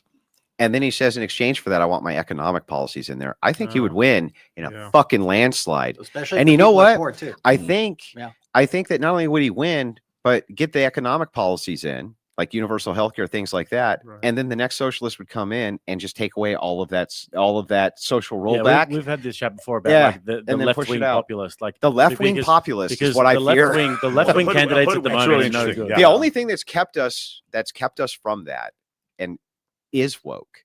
And that's the one benefit we've had that nobody ever talks about is that because they're tied to the absurd social issues like transing the kids and shit, they're so tied to that as part of their identity, they can't move off of it. But man, if one of them ever fucking figures out I can move off of that and give the social conservatives what they want in exchange for my economic policies, and he's a populist, we're fucked. It kind of does exist already because you really do have guys like Jackson Hinkle and Haz Aldine and these sorts of guys who, I mean, all of the Democrat politicians at the moment, they're laughable. They're useless. They're incompetent and all of that. But those guys, Well, they're a tougher night at the office. yeah, well, and that's why the middle class is so important, right? And that's getting eroded away right now because when you get people who are poor, they will become more desperate and then they'll vote for it. Not anything, but almost if it like gives Universal basic A center left coming. populist is very dangerous. That's sensible, right? Like that handles like a lot of the culture issues. Like, yeah, there's two genders. Yeah. Like that's fucking dangerous. Well, because the big key for him, for whoever the social populist is one issue: mass migration. Yeah, he comes in and he says, "I'll eliminate mass migration because I think it's like Bernie Sanders said, a Koch brothers conspiracy." Right-wing conspiracy to bring in cheap labor. So no more mass migration. That motherfucker's in office tomorrow because the most unpopular policy globally is mass migration. And that guy, if he says, and in exchange for that, I want universal health care, UBI, and a bunch of other social, he's fucking in. And because he's going to come in from, I hate to say it, but Mustache Man precisely did that. That's what Mustache Man did. Came in with a nationalist perspective. We got to get these motherfuckers out. No more immigration. We run our country. You guys will all get houses. We're going to have cheap affordable cars. That's how the Volkswagen came in. And that's the national highway system. The national highway system. That's how we took Germany from poorest ever to in the 1930s to one of the most powerful nations in the world. They were so poor and so desperate at that point, they were willing to listen to that. Yeah. And he had those conservative viewpoints with the socialist angle. I got to tell you, that's dangerous, dude. We are ripe for the socialist populists to come in, say no more mass migration. And if that's the one issue he says, you're right. That's it. That's dangerous. That's it. Because you've taken one of the strongest positions that conservatives have. A lot of conservatives in the last election voted for immigration, and not just that. The UK, right? If a UK populist socialist came out and said no more mass migration, same shit. Yeah. Right. Because it's globally, it's the most unpopular thing in all Western nations is mass migration. Now. People hate it. They loathe it. They don't want any more of it. Yep. And every year they hate it more than they did the last year. That's dude, some guys listening right now. Like, I know. Fuck, this I know. But here's the thing. No, but you're right, dude. That would be that's you're my warning. But that's my thing warning, man. From the right. You're literally taking. I'm going to give you guys health care. Don't worry. You guys will be able to afford to go to the doctor. And I'm going to get rid of these goddamn immigrants. And we're going to have this stuff. And we're done. For us. You're done. And we're going to nationalize all of that. If the Bernie Sanders comes in, who's not Bernie Sanders, and just says no more mass migration, okay? It's a Koch brothers right-wing conspiracy to get underpaid labor in here. We want strong trade unions for our people here in the U.S., period. And I want that policy. He's in. Yeah. And he overwhelmingly they'll vote him in. And my warning here is that that's what's coming. Well, in New York. Well, no, let me tell you, you know what? Yes, it is. I literally said this like a month ago. I said, if Mamdani wins, be ready. The DNC is going to employ his strategy in the 2028 election. He fucking won. The Democrats now have a game plan on how to win elections. Namely, they had a handicap. It's New York City. Right. Republicans don't do so well over there. Fine. Right. But now they have an actual tangible win to put under their belt. That's why a lot of these fucking guys, Hassan Abi and all these guys, fucking celebrating. Yes, we got it. Because New York City is the most influential city. Yep. And he was able to win a lot of even conservatives over to come over. Yep. And obviously he's saying the immigrant thing. But if you get a socialist like a Mamdani that says, oh, yeah, by the way, we're not bringing these fucking immigrants in. No, in fact, there's a moratorium. There's going to be a moratorium. Yeah, there's a moratorium. I'm a Christian. Yep. We're not bringing in any of these motherfuckers anymore. Dude, it's over. It's over. But then the question becomes, and he's white? Right. It's over. He would. I don't even think. It's I really don't over. even think he would have to be white. He wouldn't have to be. No. If it was the case that he said no more mass migration, it's never going to happen, and I have the influences of both houses. They're willing day one to sign this bill in, and it gives us an immigration moratorium day one. That fucker's in. Yeah. And they're going to get all their social programs Because he took the strongest position from the GOP right there with immigration. Well, That's what got Trump in. Like people Of forget course. they're in the cats So and what you're dogs. saying is people are more for ending mass migration than they are They will against they'll give mass anything. socialized medicine. People will give then what happens anything after to stop that? mass Yeah. migration. Yeah. Because But Andrew, you're what getting happens after that. you're right? getting conservatives and thing that I the said Democrats. Yeah, to of vote course. for you I now. know. Well, I see that what would you're be saying. collapse. But like the negative part I hope of the raising Renaissance is taxes coming. I is hope, not but as I'm upsetting. doubtful, man. I want the Renaissance. I'm just telling you that scenario is collapse. Yeah, That leads to Well, collapse. that's what I'm saying is because when you get to that scenario, let's look at New York as a microcosm, right? New York in the 70s and 80s had like the biggest crime problems, right? Yep. Yeah. In the 90s, they got that fixed. Because they after- aborted everybody. Right. And then I'm serious. That's what happened. And then They after aborted that, Yeah, everybody. there's data on this. And Yeah. then after Yeah, 9/11, Giuliani went really hard on crime in the 90s. Yeah, Yeah. exactly. And then after 9/11, things started to slip a little bit, right?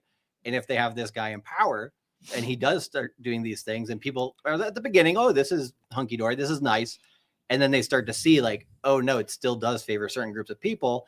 They get mad, they start getting violent, right? What happens first in that type of scenario is that you get organized crime comes up and starts actually having some success because people don't want to follow that system at some point, right? And then you have to have that new system. So I'm saying that in between, Well, that's what Easy on happened in this crime. city. Easy This on city crime. was essentially run by the mafia. There's a point. I wish where- it was. Well, and Still, there's- I wish it still was. that's what I'm saying. There's a People point. will say that. Casinos are run by the mafia. Exactly. There's- I wish it still was.